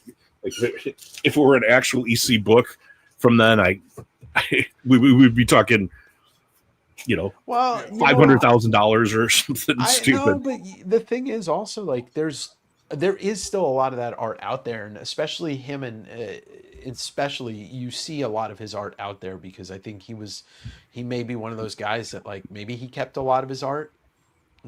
Yeah. I mean, there's quite a bit. I just saw Kim Unin said, Chanko, the gracias sticker on Suspiria means thank you. It's been a thank you, Kim Unin. That was a great assist. Yeah, I'm glad we figured that out. That helps. But some other cool stuff. This is an Elvira comic, original page. Nice. Cool. But the other one, the one in the freezer, I still want you to. I'd still love for you to get that scanned and get like a copy of that, so I could, practice inking it. I'd like to ink it, since it's cool. In pencils, Yeah. And this is another great from the Golden Age. It's not a Golden Age book, but the great Lee Elias from Human Fly #6. Wow, original page. Sweet. And look at how much dialogue is on that page. Yeah, I know. It's more dialogue than it is art. And not much interesting going on. It's all bubbles. Yeah. Oh. And this is a lithograph. It's a Wrightson lithograph. The Frankenstein. Oh God, I love that, dude. Yeah, I have one of the like 20 by 30 signed lithographs. It's huge. Really cool. Wow. Yeah, he was. Do you have just a frame, Dave? No, if I got even a tenth of the stuff framed that I want to get framed, I'd need another house. I have a lot now that I need framed, but this is the last thing I brought in. I left everything else in there, but this is a Mike Plug. Planet of the Apes. Planet of the Apes. Yeah. So. Yeah. You want to know something? The biggest piece that I've ever sold. I traded an ASM 129.92 at like kind of the height of it for a Marvel Spotlight number 6 page second Ghost Rider transformation too. Wow. And I'm not That's I like cool. I like it was awesome, but it wasn't something I ever needed to own. I wanted to turn that into cash, and yeah, I sold it on Heritage. Yeah. I mean, but Really it was cool. owning. It was cool owning it for a while, you know. But, Yeah. it wasn't Really you cool know, stuff. for me, I'd much rather have a Texiera Ghost Rider page. Oh, really? I love Plug. Oh, yeah. I love I'm a Plug too, big- but I didn't grow up with them. okay. Yeah. I love all Plug's like Marvel kind of Yeah. scary-ish, his man thing run, and I just like Plug. Yeah. You know, it would be nice to have. I've been on it once, but he did storyboards for Shrek, and I want a Mike I didn't Duke know Shrek that. storyboard. Yeah. Wow. Yeah, either storyboards or character design, but I think it was storyboards. Yeah, really cool. He's worked on a lot of movies. I mean, famously, he worked on The Thing, which is one of the greatest movies of all time. He's still alive. I don't think he's working anymore, but he's still alive. Yeah, he is still alive. Yeah, I think he's in his late 70s, maybe early 80s.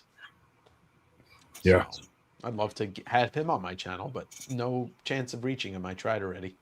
Oh, really? Yeah, that would be an interesting one. I did reach out to Washington. Oh, he does? He used to. I think he's in California now. Okay. Yeah. See you, JSS. Thank you for being in the comments. Yeah, I did recently reach out to Nathan Zierdy, and he got back to me. So maybe December we might have Nate Zierdy on. Cool. Yeah, we're trying to get a few people lined up. I've reached out to several different artists and stuff, but we'll see how it goes. It could be one of those 2 years later, then we finally, like you said, just be patient and persistent. Yeah, patient, persistent. Like, here's my thing: if I'm not getting a no, then that's me having full driveway to say, okay, I'm going to keep asking you. I'm going to keep asking. Yeah, I'm going to keep asking. I only reply to no or yes. Those are the only things that I will respond to. Everything else gives me free leeway to just keep asking. If you don't respond, that means, well, you may not have gotten my message, so I need to send another one.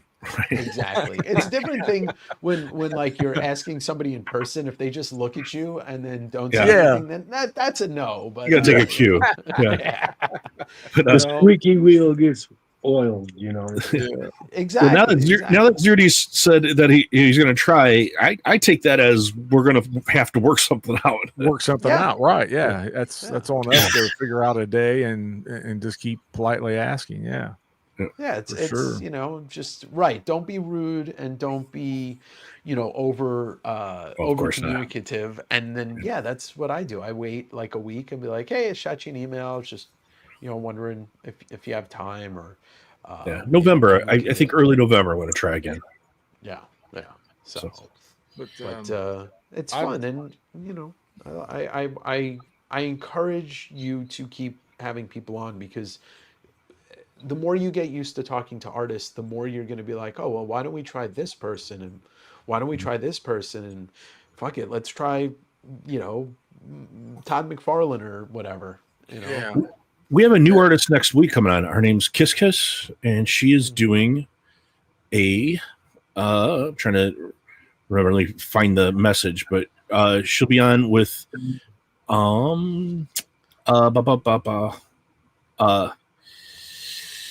she's doing a new book called, trying to find it.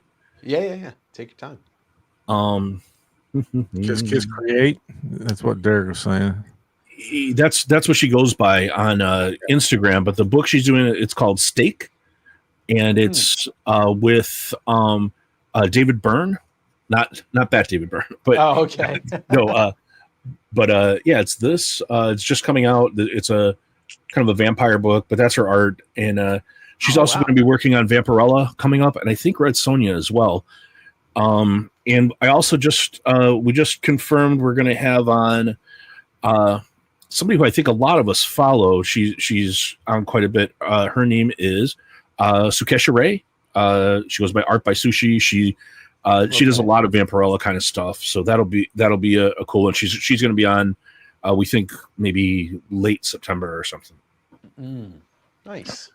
So, I forgot to mention, by the way, when you showed off the Tula artwork, I had her and Becky on together when Samna came. Really? Yeah. She seems real fascinating to me too. She is, and I want to have her on again because I didn't get to really do separate interviews with them. I did one with Becky Clunan afterwards, but me and Tula, like, I'll message her every once in a while, and it's just the time difference is a huge thing because she's in England. Yeah. That makes it kind of hard sometimes. Yeah. Big time difference. Kate Moonen asked if we had tried Dan Mendoza. I talked to Dan Mendoza at C2E2 this year. I have not reached out to him, but that would be a cool one. I bet he would come. Is he a Zombie Tramp guy? He is. Yeah. Super nice. Like I talked to him for probably 30 minutes. I didn't mention coming on the show at the time. I was talking to him just about Zombie Tramp so much. I bet he would. Super nice guy. Yeah, he seems that way. It's and he's got one of those guys that just like did this huge book, like this long running book that has such a great cult following. Oh yeah. Yeah. That's really Does other guys, you guys would like to show some books or something? Stevie D got original art. Oh, I'm sorry, Rich. No, that's all right. I've got some stuff. I didn't know if you guys would want to see my haul or. Absolutely, of course. I got a shitty packaging I want to show you, Chanko.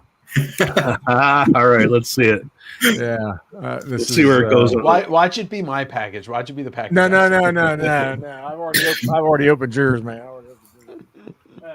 Everybody was getting these from this the superhero comics with a Z, superhero or whatever you want to call it. Oh yeah, Monty Keene, Spider-Man and all that crap. Yeah, they sent them in this. They sent them in a box like this, with nothing, not nothing in between or nothing.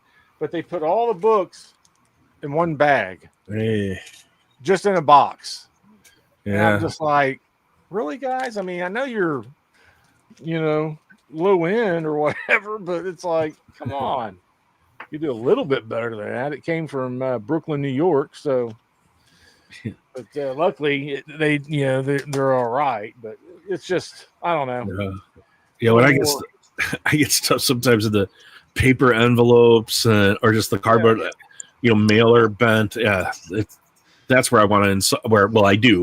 I insult their mother and I talk about how their parents' divorce is their fault, and everything. But I went a little crazy and got like the bootlegs. Oh yeah, dude, those are cool. Is so good. His stuff. And is then cool. And then got number two.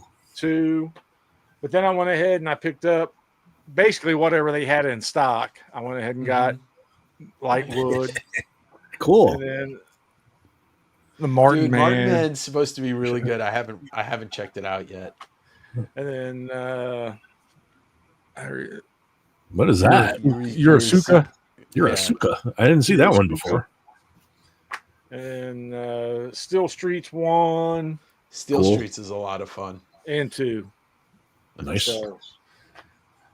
But it took them a little while. I'd forgotten all about ordering them. It's been probably a month ago, I think, or something, and then finally got them in. But really cool. Can I say something in kind of like defense of it, but also in agreement with it? Here's the thing from somebody that I've been shipping for. Like, I've had an eBay account since '99. I worked for the post office. I did shipping containers for fitness equipment. I've done it all, right? Yeah. I could ship anything literally with my eyes closed and my hands tied behind my back. When you're ordering from Artists Direct or comic book, creators direct, they don't know how to ship. It's just inherent that they don't know how to ship. I mean, it's like they are artists. They are good at that. Everything else is like a handicap for them. Right. Yeah. They're like, what the hell am I supposed to do with this? Shove it in a box and mail it out. That's good enough. And, See, I got stuff right from the publisher, from IDW, just a few weeks ago, where it was, stuffed in just kind of a general, cardboard mailer. Mhm. The books separate from the bags and boards. They're too lazy to put them inside. I was like, you dickheads, you absolute shit stains on this world.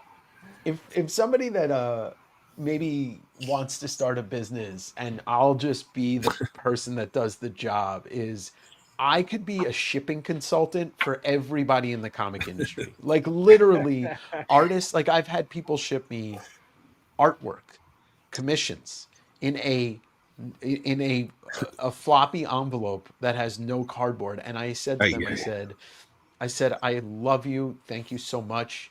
But you're gonna have to do something about this. You're gonna have to, like, because I made a video once. I had to shit can it because the audio was trash. But I made a shipping video once, and I'm gonna do it this year of like how to ship comics, how to ship 20 comics, how to ship one, how to ship art, how to ship posters. Like I could be the guiding light that the rest of the world needs for the comic industry. You never know, that someone's going to be on there like, how do I ship this? Maybe there's a video, and exactly. Yeah. And it's my way of like, kind of like in the sly, telling some of my friends who are artists how to ship the art next time. I have a list. I have a list of things that are pet peeves, like unprotected, but also like people who think like taping it more helps. No, it's just I gotta cut through that shit and I'm gonna cut the comic, you dick. Like it's like there's so many things that and this comes out on my channel many times because I'll just freeform swear and but as I'm cutting through stuff, but it's some people like K Munin, who really likes it when I get bad shipping. It's become a trope now where it's like right. It's like, oh, here he goes. Here we go.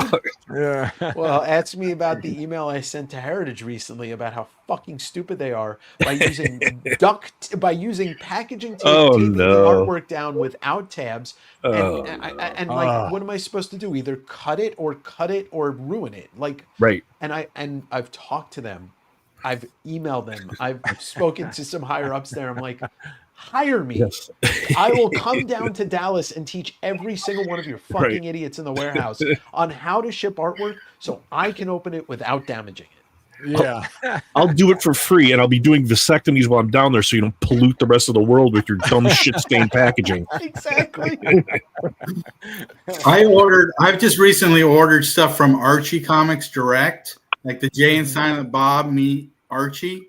Yeah. Archie mailed it to me in a manila envelope, no cardboard, no bag and board. I contact them and complain. They send me another one, the exact same way. Wow. This is what you do. I sent pictures. I said, look what you've done to the books. Yes. They sent it again the same way. It was less damage the third time, but now I've got 3 bent copies. I ended up buying one off of eBay just to get it in a Gemini mailer from an eBay store. What you should do is you should like find as many emails from Archie that you can, and like send a full mass email with just one thing: the link to Gemini Mailer's website and 2 words: buy these. Well, what's funny is Archie Comics, when you talk to their representatives, they don't use their real names. They say you're talking to Betty Cooper. Oh, Christ. Oh, golly, that's horrible. So you never know who you're getting a hold of, and I'm sure it's not the same. Yeah. Wow. Like my dog is dumb. Like he's sweet, but he's dumb. And like within 3 times he can even figure it out. Like and Betty, you can't figure it out 3 times, Betty. Oh shoot. But I'll let's see here. Whoops, wrong one. There we go. Here lately I've been getting into the older Charlton. Oh yeah. Horror ones and stuff. So I was hard to find in good condition. And I was at an antique shop, and the guy has a new buying blue. them for me. Huh? I said, Yeah. unless you're buying them from me.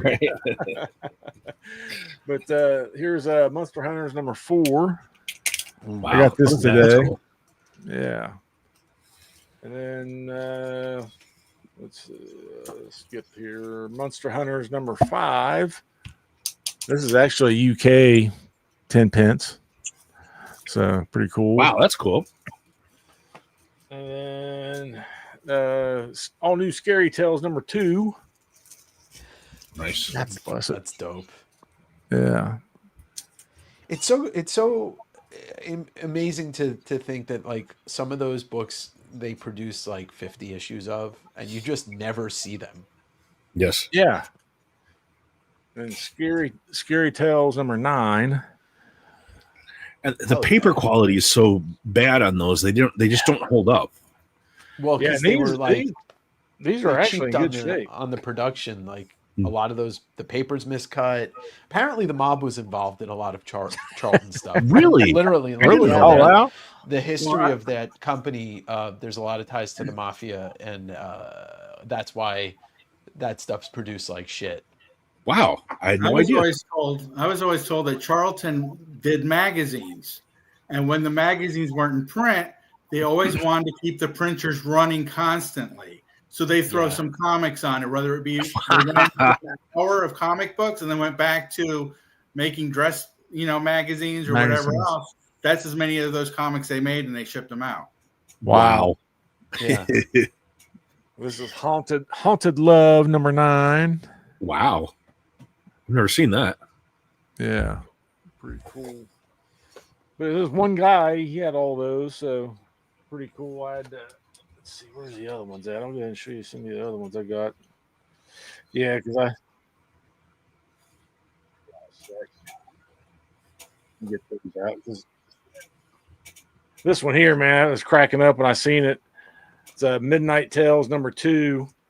Got this little demon cat. He's showing up like the starfish.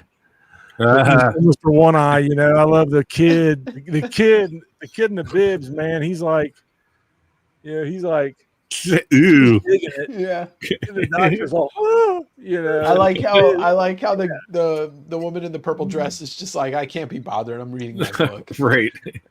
Yeah, she's like when you read it, she's this person here, this arachnid or arachnin or however you say it. That's Arachnin. Yeah, she's like the host of the books. So, and then you got Creepy Things number 3. Love that. But I got those yesterday, and I went back today because he was having a sale. But that's a great cover. Yeah, it's number 2. So, yeah, just those are modern comics. Those are pretty cool. And then here back you just call those modern because they're from like 1960. Yeah, well, that's the name of the company is Modern Comics. Oh, I was like, that's modern if you're 150 years old. Yeah. Modern Comics reprinted the Charltons through the 70s. Right. Even though it's the same company. Yeah. Ghostly Haunts. And then this this is number 49, but this is really cool. Yeah, see, 49, like issue 49. How many people have seen the 49th issue of Ghostly Haunts? And the run count's got to be low. Yeah, I'm sure. And then there's number 4. But and then here's we talking about Mike Zeck cover. Oh, nice. Oh, wow, that's cool. So, yeah, pretty cool. Like, I'm interested. Like Rich, I'm interested to know because, like, from my perspective, I see people getting interested in stuff that I might have been trying to sell 2 years ago that nobody wanted. Yeah. How did you kind of like decide to go down that Charlton rabbit hole? Me and Garage Geek, he had he started showing them on his channel, and me and him talked back and forth about them off and on here, in the last several weeks or whatever. So when I came across those at that booth at that antique store, it was just like good price, and I was like good shape. I was like, I like them. So I just started. There was a bunch of them. He had a bunch of them, man, and I was just kind of picking the ones I liked. Yeah. Complete cover buys, whatever covers piqued my interest, type thing. So, but yeah, that's really how I'm all over the place, man. I was at one of my LCSs on Thursday, and he was trying to pinpoint what I like, and I'm like, dude, you're not going to be able to, because I am just all over the place, man. Sure. I go down different rabbit holes, and like a lot of guys when they're collecting and stuff. But that's why I have a lot of incomplete runs. I should concentrate on completing some of my runs, and I do. I do straighten myself out sometimes, and start finishing those runs. But it's really just what piques my interest, or grabs my attention real good. So interesting. All right. Yeah, I was just curious about that. Loved this movie. So when I see now, I was like, I had to great. get this. This is the movie adaptation. I saw it at the drive-in. Did you? Yeah, I think I did too. Honestly, I swear. I love Davengers. It was fun. There you go, Boris. Get some Boris. Get some Boris every chance I get, and then see Todd by Todd. Oh yeah, cool. Todd covers, but they're Todd interiors. That's the first Todd Hulk book. Yeah, 330. Yeah, and then there's. Yeah, there you go. That's classic. But yeah, that's pretty much it. I've been buying more than I need, like always. Well, nobody needs any of this. I mean, you don't need to show up this Wednesday to my cell, but hey, if you want to, I I'm will, there. I will probably be there, more than likely. I usually am. Between you and Cheddar. Yeah, Cheddar's on Thursday. Yeah, Cheddar's on Thursdays, and giant Silver Age collection. Yeah, I didn't get anything off of him this time. I didn't see anything that really grabbed my nose hairs, and wanted me to buy them. But that's usually how I am. So I'm sure you can guarantee that I'll have at least one or two books that you're gonna want. Yeah, I'm sure you usually do, man. Usually do. And then it determines on how good the Wi-Fi is. It's like, come on, Right. Wi-Fi, work great. I need that zapping Wi-Fi. It goes to the West Coast in half a second. I'm touting my the $5 round this week is from. I don't know if you know about the collection I got a couple years ago from this guy Jim Healy, but it's like everything's near mint. And so I pulled an entire short box of like near mint copper, early modern, but mostly copper books. That'll be the $5 round. It's like, run filler stuff, but it's high grade run filler of stuff that you'd probably pay $10 a book in the condition. Almost all my money and attention's going toward Golden Age right now. Like I tried really hard for a Black Cat 50 that was up on Comic Link, and it was like I can't say I tried really hard. I knew it was going to go higher than I was willing to go, but it went so much higher than I was willing to go that it was like it's a 1.0, and it was disheartening because it's like even when I get the cash that would be allotted to that, it's still not going to be enough. It's just so depressing because it's a grail book for me. That's the type of book that you have to stumble into an LCS that got it in and has put it on the wall and is not grading it. Like they're still out there. Those books are still out there, whether they're in collections, whether they're in shops, whether they're in basements. Right. That's the one thing that I stick by saying when people are concerned about missing out on a book. I'm like, even the most rare books, even the Captain America ones or Action Comics one, there's still some out there somewhere. They're out there. I mean, for a lot. Never find it. I've been getting into these Brazilian horror comics, La Terra Negro, and the ones I have are like only one on Census, and like some in the run have never been seen. They're like there are no photos of them. They know they exist because they're they in sequential order. They're probably in Brazil somewhere. Maybe somebody will come across one, but even there, it's like there's not a big collector culture there. So sure. Who knows if anybody's ever going to see these? Like those things are I use them for toilet paper. Yeah, or kindling or something. Yeah, unfortunately, like use your frequent flyer hours. There you go. Yeah. Go to Brazil, check out the Yeah. comic Rio's scene. calling your name, Mike. Rio. I've been to Brazil. I've been to Brazil a couple of times. It's wild. I mean, it's cool, but it's very dangerous. You don't want to go walking around by yourself. Sure. Yeah, there's certain places, but yeah, I'll be down in I'm going down to Peru and Chile in October. So maybe, I don't know. We'll see. I don't know if I'll have any time, but piggybacking off of what you just said, about 4 months ago or so, I got a very small collection, like a Tupperware tub full of books, but they were all Australian Golden Age books that were sold in the UK. wow, And, cool. you know, I can't speak. I didn't really do a ton of research, but I can tell you that I'm probably one of the very few people that have some of this stuff that in the States. And it's, you know, Captain Marvel books that are treasury size, which I've never seen before from the Right, 50s. yeah. You know, Batman books for like that were reprinted like right after they were printed here, but with a different number. Wow. There's so much undiscovered stuff out there from other countries. It's mind-boggling. Yes, and I know there are certain things like this Black Cat. I mean, I've seen there's some lady that has like I think she's got like 25 copies of it that she's just hoarding, like of Black Cat 50. And so there are stuff like that where people are just trying to corner the market on it, you know, just driving the price up.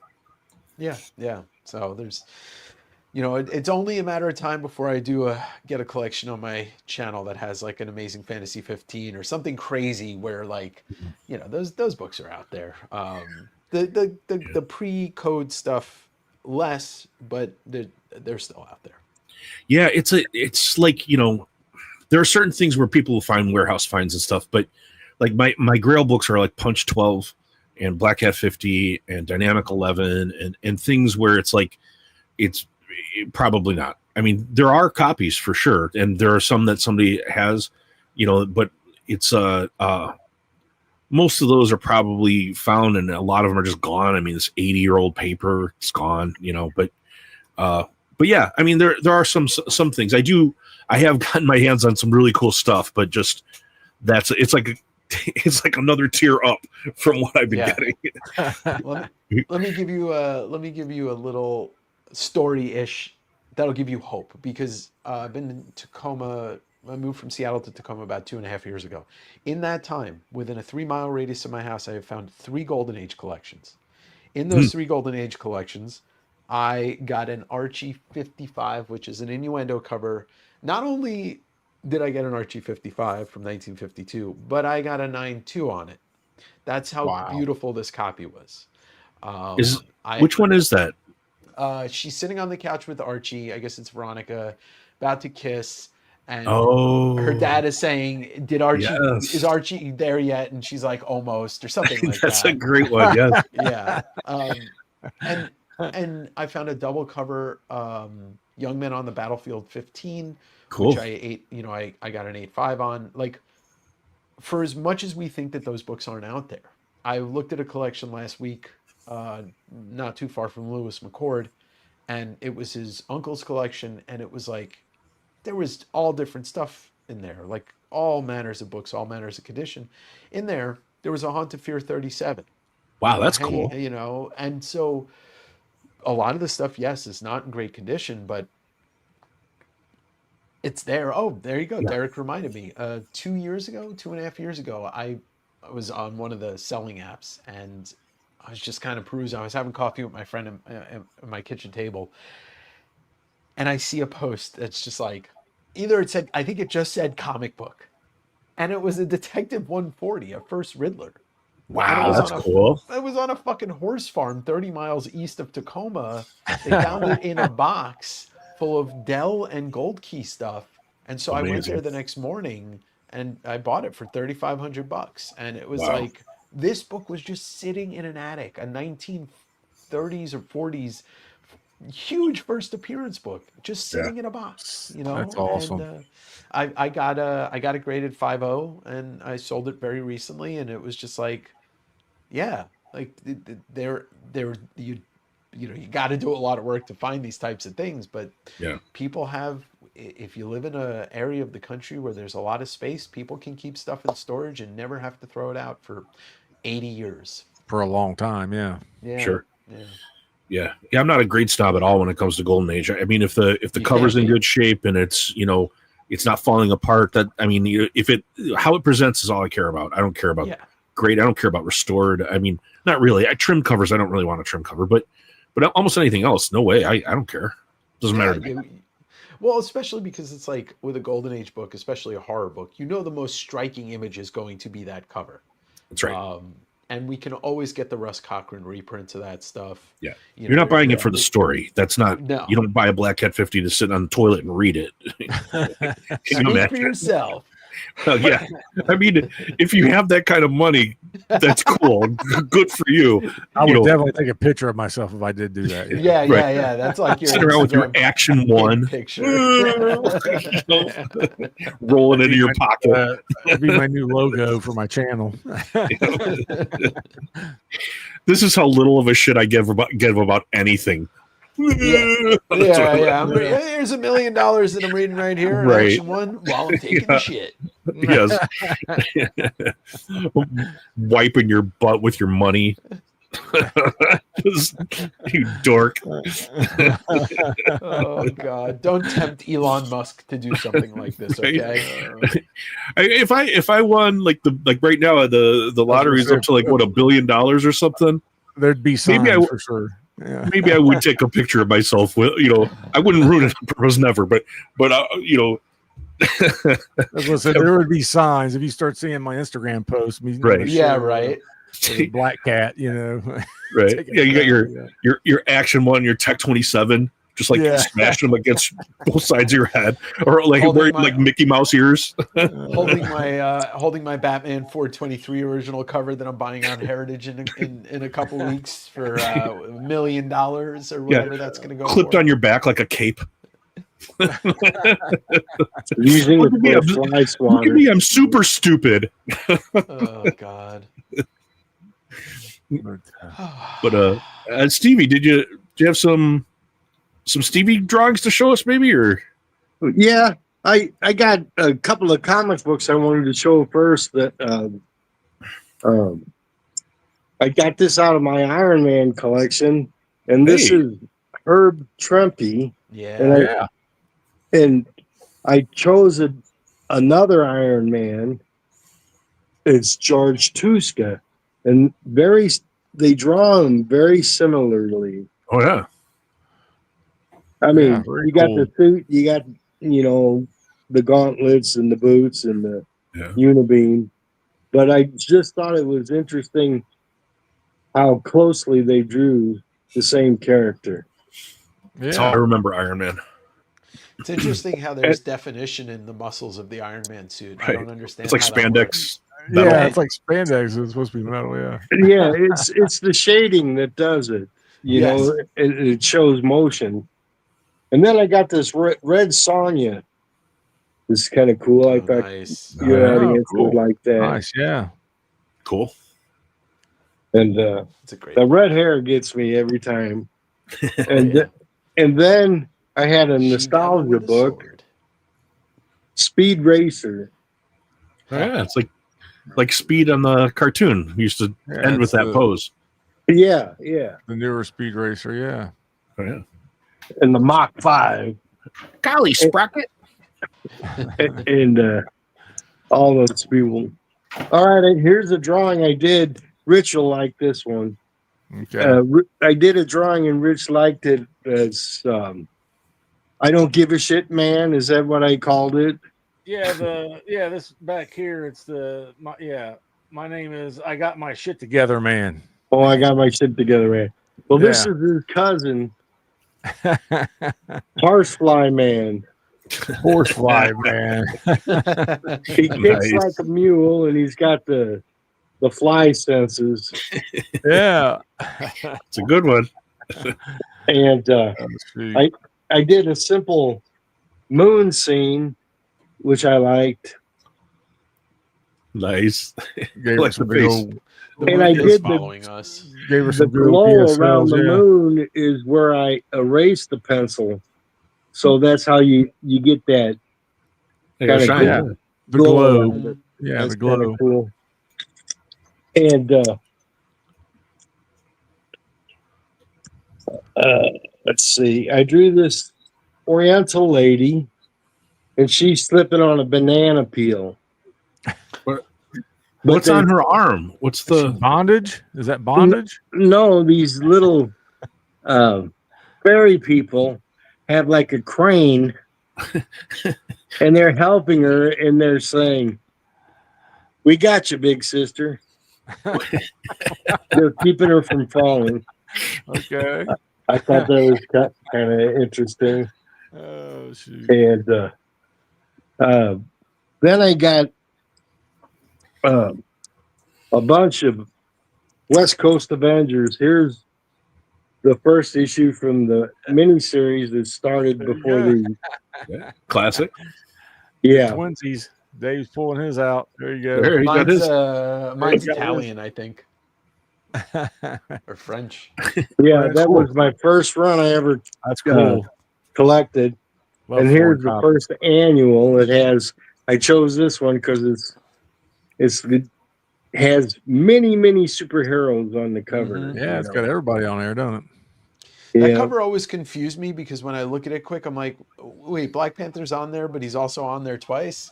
But, right. It does look like Black Panther. It always looked like Black Panther to me, but he's also in the background too. So yeah. Also, who's that in the foreground? Well, modern Marvel with like everything being multiverse, that can happen. There's no rules. We can have 50 Black Panthers now. It turns out, who cares? Everybody does whatever they want. Hey, it's kind of like America these days. Yeah. Well, I think the Marvel authors take so much license with it's like so lazy. I'm not going to rant. I'm not going to rant about. Okay, thanks for coming out, buddy. And then here's the West Coast Avengers battling the Rangers, and I chose this one because that's the old Ghost Rider. Mm-hmm. Yeah. Cool. Yeah, that's cool. That's it's got some of the other Western type. Yeah, his kid characters in there too. on there. Hey, Bjorn. Yo, yeah, I know this guy. I know this guy. He lives just 20 miles away from me. What's up, dude? And I chose. Hi, how you doing? And I chose this one for the classic Floating Heads cover. That's nice, man. And the black is what makes it work, I think. The black background. Yeah, it makes everything pop. Cool Hellcat. And here's the Composite Avenger. I mean, he's got everybody's attributes. Yes. It's uncomfortable. Yeah, he looks like he couldn't walk up the stairs, It also doesn't roll off the tongue, the Composite Avenger. Like West Coast Avengers, the Avengers, the Composite Avenger. The Composite Avenger. They swung and they missed on that was a strike 3 year out call, that gimmick. They should have gone with Mimic 2. Yeah, there you go. Easy. Yeah. And this is the one people collect from the run. Yeah. They value this for some reason. Yeah. He'll be making a reappearance, it seems. Yeah. And I have one issue where the Vision is completely disassembled on a lab table. You can see every part of them. And I'll have to dig that out for a future show. In the Vision Quest, the show, there's a show Vision Quest coming up where I believe regular Vision, White Vision are going to be it's supposed to be competing, fighting, who knows? But they're going to be on a quest. Continuation of WandaVision, right? Yeah. Yeah, I did watch that. Now, this is where Jim Rhodes refers to himself as War Machine for the first time. This is another book in the run that people value. And here's a cool but very hairy Wolverine. Yeah, he's usually pretty hairy. I mean, he's extra hairy in this. It looks like he could get wrapped up with duct tape, and then when they pull it off him, it'd be carpet. I remember having that. I wonder if his hair has a healing factor. It does, yeah, because they've lit him on fire before, so his hair grows back pretty quick. Yeah. Yeah, the Hulk tore him in half, and he called up and the Hulk threw him, and he had the bottom half of his body up on a mountain. And he had to crawl like cutting two up the mountain to get his body back. Yeah. And here's Hawkeye and versus U.S. Agent. Like they're on the same team, but there's always disagreements in superhero magazines. Right. And U.S. Agent's a dick. Pretty much most words of the right time. out of my mouth. Johnny Walker, that's his name. And this is the very sad issue because I really like Embossed? Yeah, it's embossed, and it's the death of Mockingbird. And she goes in to save the Scarlet Witch, and Mephisto zaps her and knocks her off, and it's like a opera on the last few pages. It's so cool. And I showed all the first, so here's the last issue, and Captain America and Johnny Walker's gonna go at it. Terminated. When Captain's not Avengers concerned. collide. Yeah, so that's kind of the good and the bad and the ugly of West Coast Avengers. And I got the Nightcrawler out. This was a little mini series. He's a swashbuckler type. It seems we're probably going to be having Lunch Money Mike on at some point here. Hey, so Mike.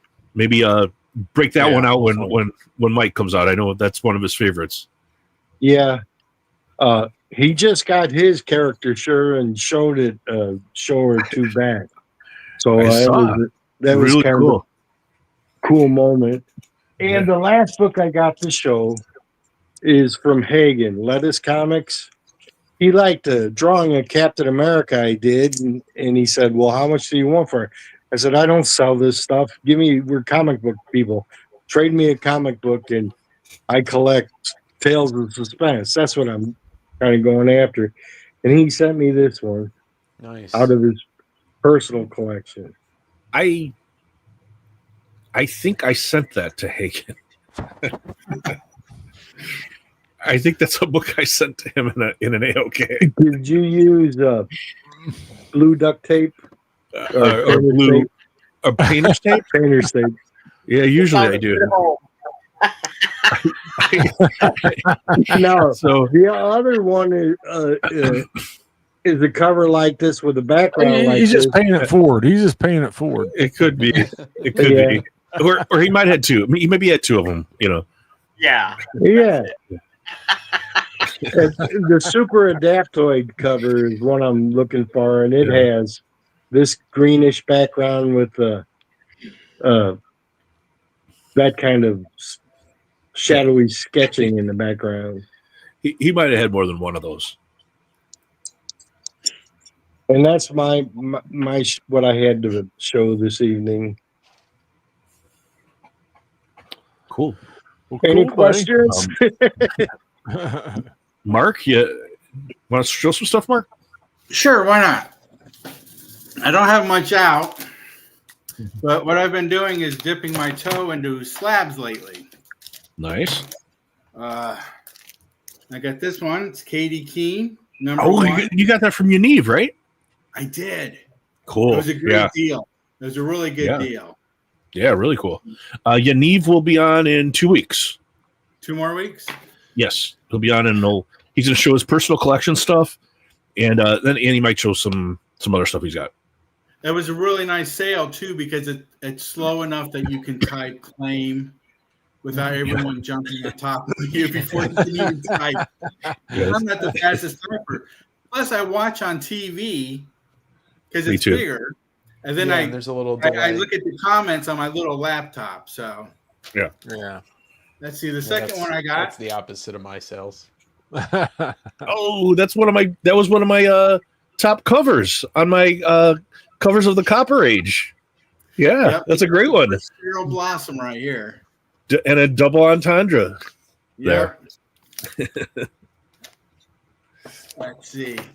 And then this one I picked up. It was $35. Wow, nice. It's not a key issue. It's signed for $35. It cost me more in shipping to get it there and get it back. Is it Parent or DeCarlo or? It's Dan Parent. Oh, Dan Parent. Cool. Really cool. Right. But this one has like every single person in it. He put Susie in it and Ginger and Wilbur. I mean, he went way back and was grabbing everybody to put into the story. I met Dan Parent at C2E2 and had him sign some stuff. Real nice guy. He's a super nice guy. He's doing a commission for me right now of really my wife drinking out of the malt shake cup. Really cool, man. That'll be fun. Really cool.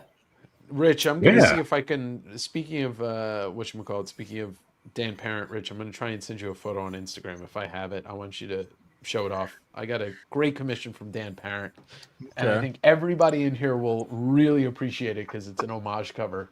If I can figure out how to do that. Well, I sent it to you on Instagram. This one right here is a Dan Parent. Oh, that's so nice. And you know what? We were speaking about Dan DeCarlo before, and it's like he's kind of like an heir apparent to DeCarlo. Like he's got just such a great style. Well, that's basically, I think, who trained him, really, because they worked on books together. DeCarlo would do the covers, and he would do the interiors a lot. Oh, see, they both have a good sense of humor, too, like to their work. Yeah. Oh, a 10. Wow. It's a 10. Wow. Amazing. And people tell me they don't exist, but I have one. I had one and I sold it. But it was like it's like a nudie book cover, so it took forever to sell, even though it was a 10. I got it like really cheap on Comic Link, and I was trying to flip it, and it took forever. I did finally, but I didn't get as much as I thought I was going to. I got a 10 on a 25, 30-year-old book. Really? That's amazing. Wow. Yeah. Jason versus Leatherface, #1 from Topps Comics. I thought it was a 9.8. I submitted it, came back at 10, and I sold it on Comic Link for like $1,000 or something like that. Wow, that's awesome. That's really cool. And this is the last thing I got. I picked this one up. This is a Stan Goldberg. Wow, that's cool. It's a Betty Cooper. Nice. Not the one that takes my emails at Archie when I complain, but the real Betty. Nice. That's really all I have, because I wasn't planning on being on tonight. I just spurred them on. That's cool. That's all really great stuff, man. I like that last drawing. Yeah, it's really nice. I am trying to figure out how you do that, Dave. So, Rich, if you're in StreamYard and you just go to I think like add, I might be able to share it. Let me see if I can. I think you can, Dave. I think it'll let you share on the at the bottom. Give me 1 second. I got to find it on my computer because I had it on my phone. But you guys will really enjoy seeing this. That I got it from Dan at Rose City last year, I believe. Let me see if it's on my computer. Oh yeah, here it is. Cool. I was trying to figure out how I just shared it with you on StreamYard. There we go. I got him to do the Seduction of the Innocent, Dave Stevens. Oh, so badass. Yeah, that's cool. I'm surprised that nobody ever asked him to do it. He was like, yeah, I've never been asked to do this cover. I think he might even said he never been asked to do a Dave Stevens homage. Yeah, I have that comic, the Dave Stevens, and that was it was his wife. It was based on his wife at the time. Was it? I didn't even know that. In the movie, she talks about it, and she was his muse for some time, and during that time, she was posing for that. Yeah, and it's just one of those things. I was like, I love that cover, and Dan Parent's the guy to do the homage to it. Really cool. Yeah, really cool. So, thought you'd appreciate that. Yeah, I like that. I like that a lot. Yeah. I do have an original Dan Parent Archie page. I didn't bring it in this time, but I'll show it. I will show it. I won't run away and grab it right now, but yeah, it's C2E2. I had him sign and remark some books for me, and yeah, super nice, really nice guy. Yeah. Cool. Well, nice. I think it's we're pushing 2.5 hours, so I think we might call it as you will. Show something. Oh yeah, Oh, of course, buddy. Yeah, I don't know. Absolutely. absolutely, man. Fly on the wall, dude. Yeah. Well, I had bought something from Dave to send to a guy who had been he was a former police officer and got shot in the face, but he loves Superman, and now I guess he's in Argentina with his family doing missionary work. But I told his dad, don't send me nothing, because they're trying to sell his slabs, because he wants to have everything raw, which I know it's going to be, I don't know how people are going to find old Superman's raw, because most of them are not raw. But they sent me this after I told them not to. It's on, it's a slab of, I guess, the first Parasite. It was nice. Yeah. I really didn't want them to do that, so I feel bad that they did that. That's cool, though. Yeah, and I know last night on I'm trying to get it so I'm sitting on my bed, obviously. But last night I showed you one thing I got when I started buying slabs again for my 1-year anniversary on the show. But I didn't show you this one. Nice. First Loki. Nice. First Loki. Yeah. That's a pretty big book. Yeah, that's a big one. And then I got, of course, a couple ones before that. The big one. I've heard of that guy before. Thor. Bigger burrito, yeah. Yes. Yeah. I don't know how long I'll keep it, but I just wanted to have it because I never had it before. This one, though, not only did I keep it, I slept with it last night. I mean, you keep that. I'll take the Thor off your hands. Yeah. There's two reasons why this one's going to stand out. Yeah. I actually like it for her face. I know it's kind of hard to see with all the glare, but I like the artist, Lowe. What's his name? Warren Lowe. He draws a lot of them. He's drawing Harlequin, Black Cat. He draws some people very like sensual looks, and I just like that. And I bought 2 raw copies too that I'll give away on the next show on Friday. But I had to get a graded one for myself. Nice. The raw one, those guys, whoever wins it, can do whatever they want with it. Yeah. Take a black light to it before I want it, man. Do not take a black light to it. Yeah, take a black light to it, man. Make sure. It's like a Pollock painting. Oh. I know Dave don't have time to watch a lot of shows. I'll show him the art that Adam did for me. Yeah. So Adam that's great. The art for me really based cool. on aliens. So he has Nostromo hero. Here's me in the military holding the alien tongue. And then he actually did a picture of my wife naked, half naked. And the brown nipple.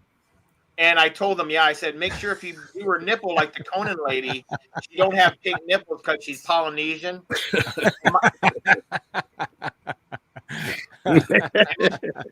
Make sure the nipple's brown because she's Polynesian. And my wife saw it. When my wife saw it, the only thing she said, she kind of chuckled. Then she said, my boobs are way bigger than that. That's her only comment. Yeah, I really like that. Adam does a great job sending stuff that's fun for everybody. Yes, he does. Up and Adam, man. I tell you, I don't know if you. Yeah. This is the background, Dave. If you ever seen this one. That one. Yeah. I feel like I've seen you post a picture of this, maybe. I've done a video on it and everything else, man. It's excellent. Yes. But, that's awesome. I've actually got the T-shirt. I don't have the T-shirt on, but I have that T-shirt. That's what it is. I've seen the T-shirt. I have one. I have one also. So mine's in the other room, waiting. Yeah, I gotta get mine. I gotta get mine framed.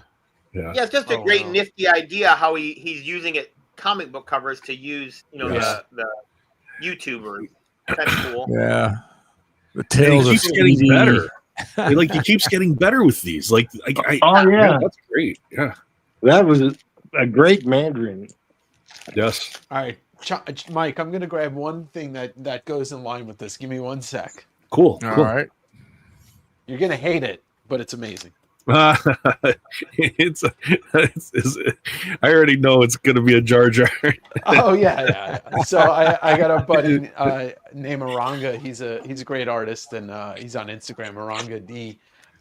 And I had him do a Darth Jar Jar commission, but he decided to do a second thing for me, and he turned me into the Jar Avenger.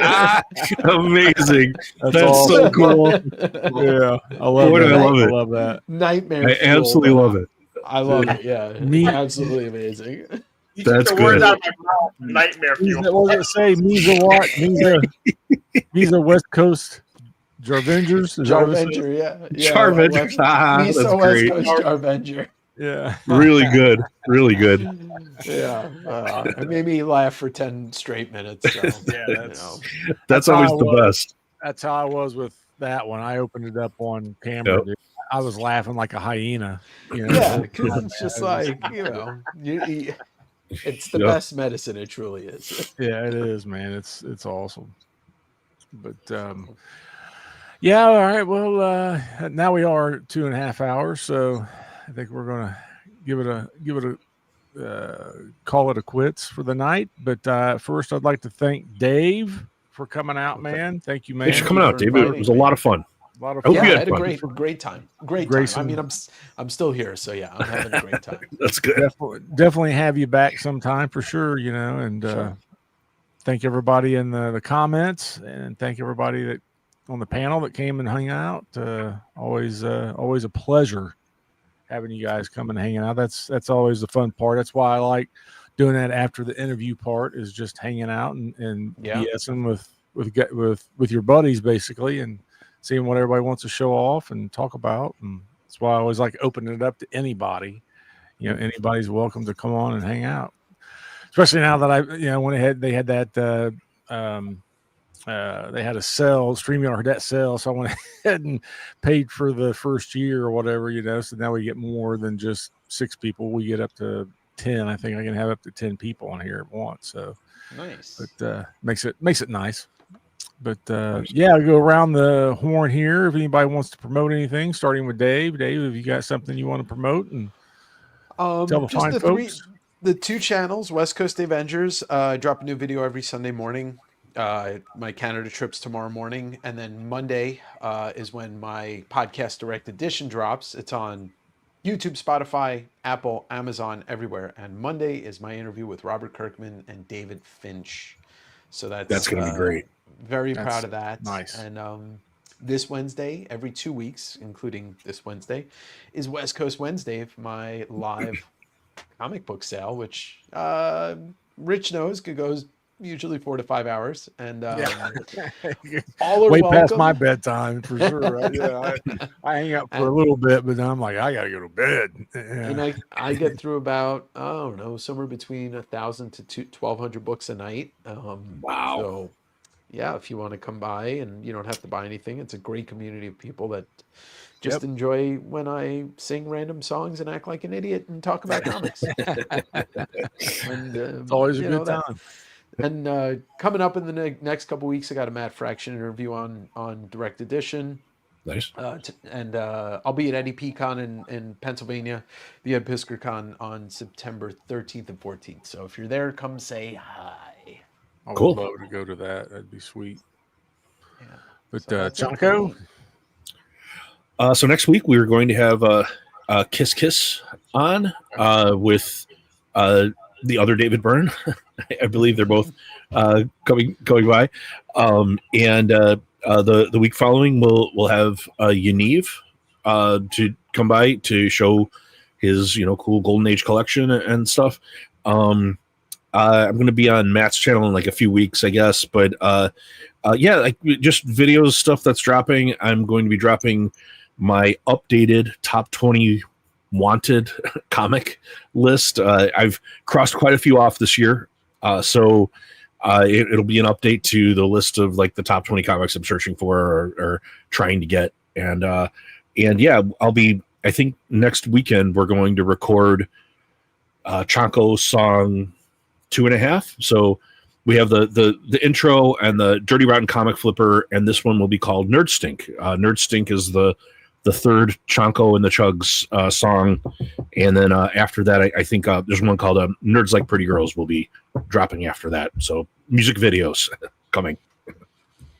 Sweet. Stevie D, you got anything? Yeah, I'm going to the dentist, and why I'm telling you that is I'm going to St. Louis. I'm going to take a stack of comics about yay big and see if I can trade them off to get a Tales of Suspense, like I did the last time I went to the dentist. Nice. Okay. That's my big goal. That kills two birds with one stone, man. That's awesome. Mark, you got anything? Every Tuesday I do my Mark's issues with Archie Comics. They're always short. They're between 5 or 10 minutes. And then end of next month, right after Chanko, I believe I'm going to be on Matt Likes Comics also. Cool. It's always a good guy. time. Matt's a fun dude. He is. Bjorn, you got anything you want to promote? No. Bjorn's got a new show. They don't have to watch me never ever. I don't care. Bjorn's got a new show. I'm just glad I got a chance to come on and say hi. Yeah, there's stuff coming up, but if you're not subbed, you won't know about it, so don't worry about it. Oh, so that's how they find out. That's how they get it. He's got a Western show coming.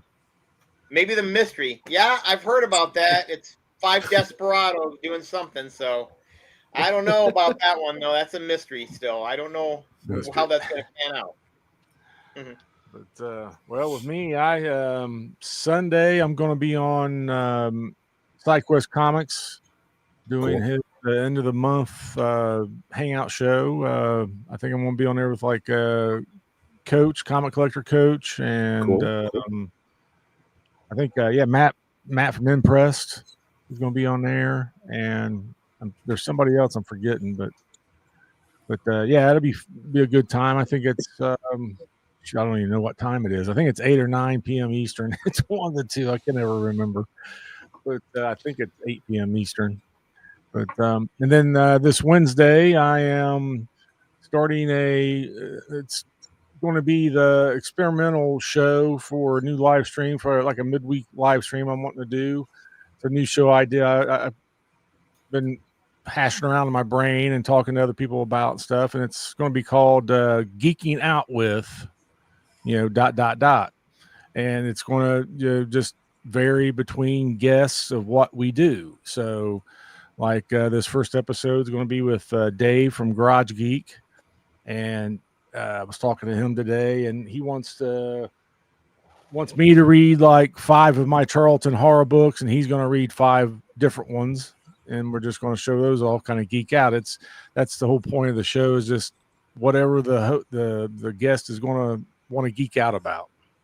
So if it's a movie, you want to geek out about a movie, we'll talk about a movie. If it's comics, we'll talk about comics. It's just something to have for the midweek, on a Wednesday night, 7-8 p.m. or something, and kind of have fun with it. So, but that's what I got going on so far. So, did anybody see the new King of the Hill where Bobby's grown up and he's a man? I've heard about it. Episode. It's really good. I've been watching it. I was just throwing that in.